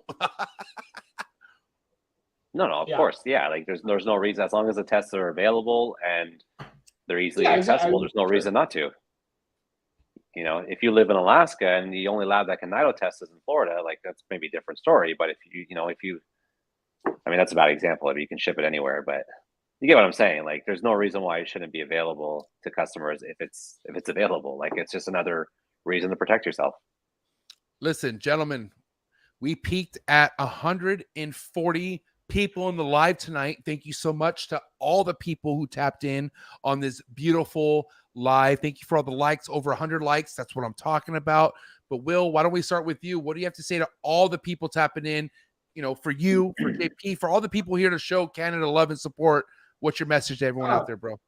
I appreciate everybody. I want to see everybody, let's all kill it. Let's, enough of this the drama. Forget all that shit. Let's just make some cool snakes. Honestly, buy cool shit, sell cool shit, make cool shit. It's just the way to go, man. It's that easy. It's that easy. I really do. And again, real quick, for anyone out there anyone out there who's attending Arlington, Texas, you'll be in the building. Is that right, Will? Absolutely. Yeah. Yeah. You see me, stop me, say hi, let's grab a beer. Ooh, it's going to be a good time. Will, thank you so much. Have a good rest of your night. And that's a wrap for the homie Will, RCR, ladies and gentlemen. Cheers, guys. Have a good night, Will. Dude, JP, I think this is your 4th episode on here. How do you feel? How do you think it went? I always get nervous when I do the lives because you never know when you might say something, whatever. It's not like editing a video, right, where you can just clip things out. But if you accidentally have a mishap, but I feel like every time you bring me on the show, I've had another year of experience and I learned some new stuff, and I just feel like I'm getting smarter and I'm learning more and more as time goes on. And I think, like the incubator thing last year was a prime example. And I just think that, we're going to have this conversation again in a year from now. And there's going to be something else I've learned that I can probably share. And hopefully it can help people in some way or another avoid, any catastrophe or disaster or whatever. So I feel good about it. I enjoy these shows. I enjoy especially lately, I haven't done a lot of social media stuff. So I feel like people can kind of just see what's up. JP's still around. He's still kicking. He's still doing well. Collection's never been better. I mean, I haven't posted much, but if you saw my holdback RHACS, I mean, I'm very happy with the way things are moving forward. And I have great support from the community. And that's the best thing about it is the community support has been overwhelming. My customer base has grown substantially. I've got a large database of customers now. And I really appreciate everybody who believes in me and the snakes. And yeah, what can I say, man? It's just been a great experience. I'm looking forward to getting back to the shows. Honestly, I need to get out. Last year was hard on me. Like I skipped the last Tinley because it was I forget what was going on, but something about my partner's family was having some sort of party or whatever, and I just stayed back with my daughter and we had a good time. And I need to get out. I need to go to dinners with people, see people in the flesh, talk about projects, see what people have at their tables, because a lot of guys don't post their stuff online either, right? So the shows are a great chance to learn and get inspiration for some of the directions you want to take your own project. So I'm looking forward to getting out and seeing people and just having a good time. And hopefully you're going to be at Tinley, obviously, right? Yeah, I'll be at Tinley, man, for sure. And one thing just to remember too, Jordan, if you going to shows helped you in the beginning, imagine how they're going to help you now, because now it's like you got people who are fucking, they'll go to a show just to know that you're going now. You know what I mean? So that's why I wouldn't go that far. But. No, but I will, because I'm dead serious. There's people like Will. There's people who come from other places to attend shows, and they let their people know, and they make it a point to want to go too. That's what it kind of does. It doesn't matter. And I think it's just going to be good for everything that you're doing. It's going to give you more enlightenment to, like, you know, like this podcast. You're going to wake up tomorrow and you're going to get a bunch of DMs of people telling you how much they love this shit. And I'm happy for it. But that's kind of what shows do to you too. After you leave a show after a weekend, you've made so many connections where you're like, fuck, I'm on the right path. And you're able to do that before you're proof. Now you have proof. Like, this is what's crazy, JP, is like you got in good with people with just spending money. And that can only go so far. But now you got the fucking pudding in the proof, and it's fucking nuts. I'm telling you, this is why I will always have you a part of my show. Every year, JP will have his own fucking show Thursday night on this platform, because I can't wait to talk about your progression. Like, you're somebody I'm proud on bringing on the show, because if you're going to do it this way. And I'm not saying everything you do is perfect, but you talk about your faults, you talk about your positives, everything that's important. So I'm proud to say you're my boy, JP. I think you're doing big things, man. And I'm not the only one. I know you got other people out there who are stoked on your growth. And I just want you to never stop doing this. You are meant to do this shit, bro. 110%. Yeah. And I need to get my ass in gear. This is something that I'm looking forward to. If things this year are a repeat or better of last year and the year before, I'm probably going to look at bringing somebody on to help with, like, taking videos. I really want to get there's so many people that want to see what's going on behind the scenes. And I tried the Patreon thing, and honestly, the whole, like, I respect the guys that do the Patreon thing, but, you know, I don't, the platform was cool, but, you know, charging people for extra content and stuff. I want to give the content. I want to just do YouTube. I want people to see what's going on behind the scenes. I want people to know what's going on, and then to have a close access to it. By the way, guys, my Instagram just got selected for subscription models, so I got a tier, cheap little tier on there. I'm going to start posting, like, all behind the scenes stuff on Instagram if you want to see it.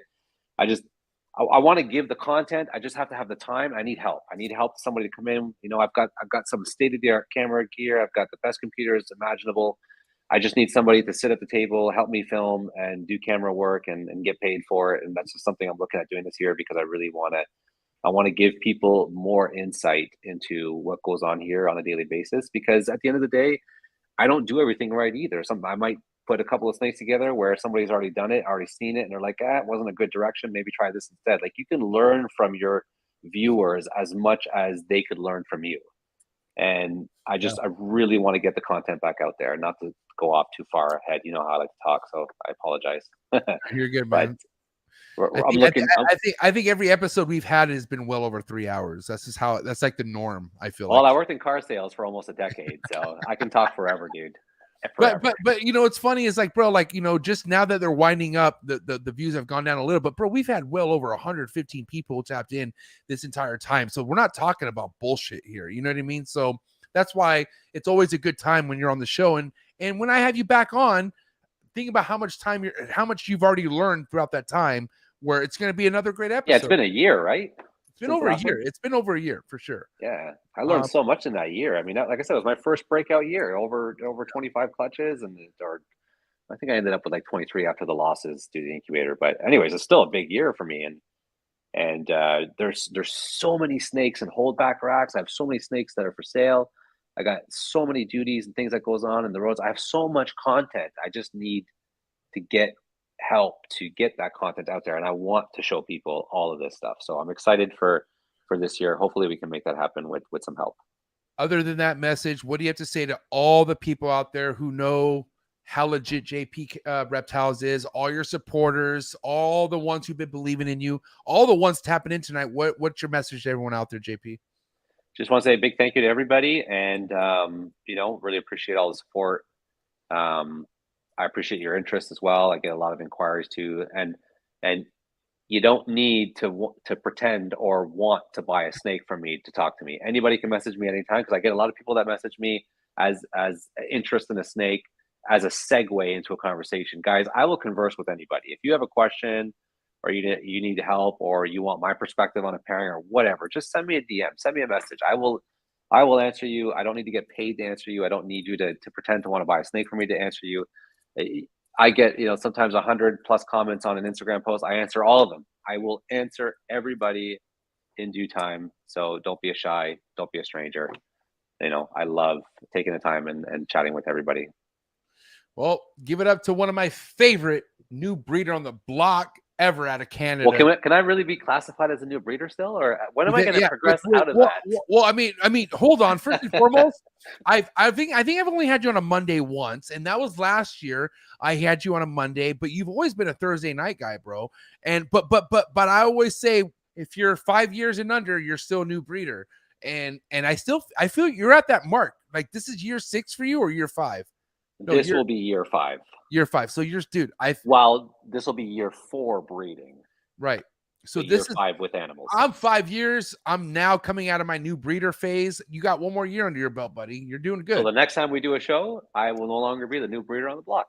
Yeah, even though you have a Thursday night slot. Like I said, you've had main event slots. Like I said, you're not a typical new breeder. You're not, buddy. But listen, this is what makes you JP, and I gotta say thank you, JP, for not only being yourself, but being a huge supporter of the trap and all the people in the industry. But that's a wrap for JP Reptiles.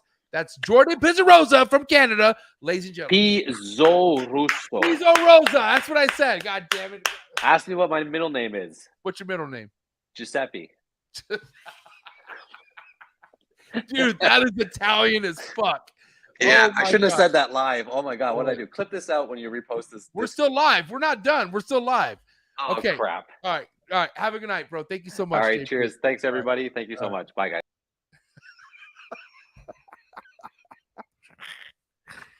I'm telling you, man, this guy's something else. He makes me laugh so much. Thank you to everyone who tapped in. 3 hours, 35 minutes. What a great episode. Nothing but great content. Nothing but great information. Knowledge was next level, especially if you're in the ball python game. I'm telling you right now, this was great. So make sure you repost it. Make sure you share it. Let your friends know. If you're in the game, this is the type of shit you need to be listening to. Subscribe to the Trap Talk Reptile Podcast, and you will be on top of your game because of people like JP and people like Big Willie Style out of RCR. Guys, be ready because, like I said, this was episode 299. Canada, I'm not done with you. Here's the thing. When I go to Canada, I got to stick around Canada for a little bit. So I'm going to celebrate my 300th episode with who is, in my eyes, my tree monitor hero. This guy right here, when it comes to tree monitors, nobody's doing it like him. I feel like, I have other people who I respect and I love in the tree monitor game, but when it comes to this guy, he is the fucking man. Who is it, you ask? The man, Brandon Van Aston, out of Canada. Canadian cold blood, coming to the Trap Talk YouTube channel Sunday, 4 o'clock Pacific Standard Time. Come celebrate episode 300 with me. And then make sure you attend the Trap Talk after party happening Sunday for Patreon members. That's right. If you're looking for exclusive content, if you want to tap into that next level type shit, then make sure you go down to the very first link that you see in the description below. Click that link, join the Trap Talk Patreon family. As soon as you join the Patreon family, you get a link to the Discord, which taps you in with over 150 trappers. And I cannot wait to meet you. Come join us. Come follow me on Instagram as well, Trap Talk God 619, and make sure you go follow the podcast's Instagram page as well, Trap Talk God Podcast. Excuse me, the Trap Talk Podcast and Trap Talk Podcast on Facebook. Guys, thank you for all the love and support tonight, and really thank you for tapping in for my boy Jordan and for the homie Will. This was an iconic Trap Talk episode, and I got to tell you, every episode I have with JP, super never missing. The fact that I just had Will on the show, this is going to be a banger, and you already know. Everyone have a good night. Please go follow JP Reptiles. Go follow RCR on Instagram, and go follow your boy. And I'm out. Cheers.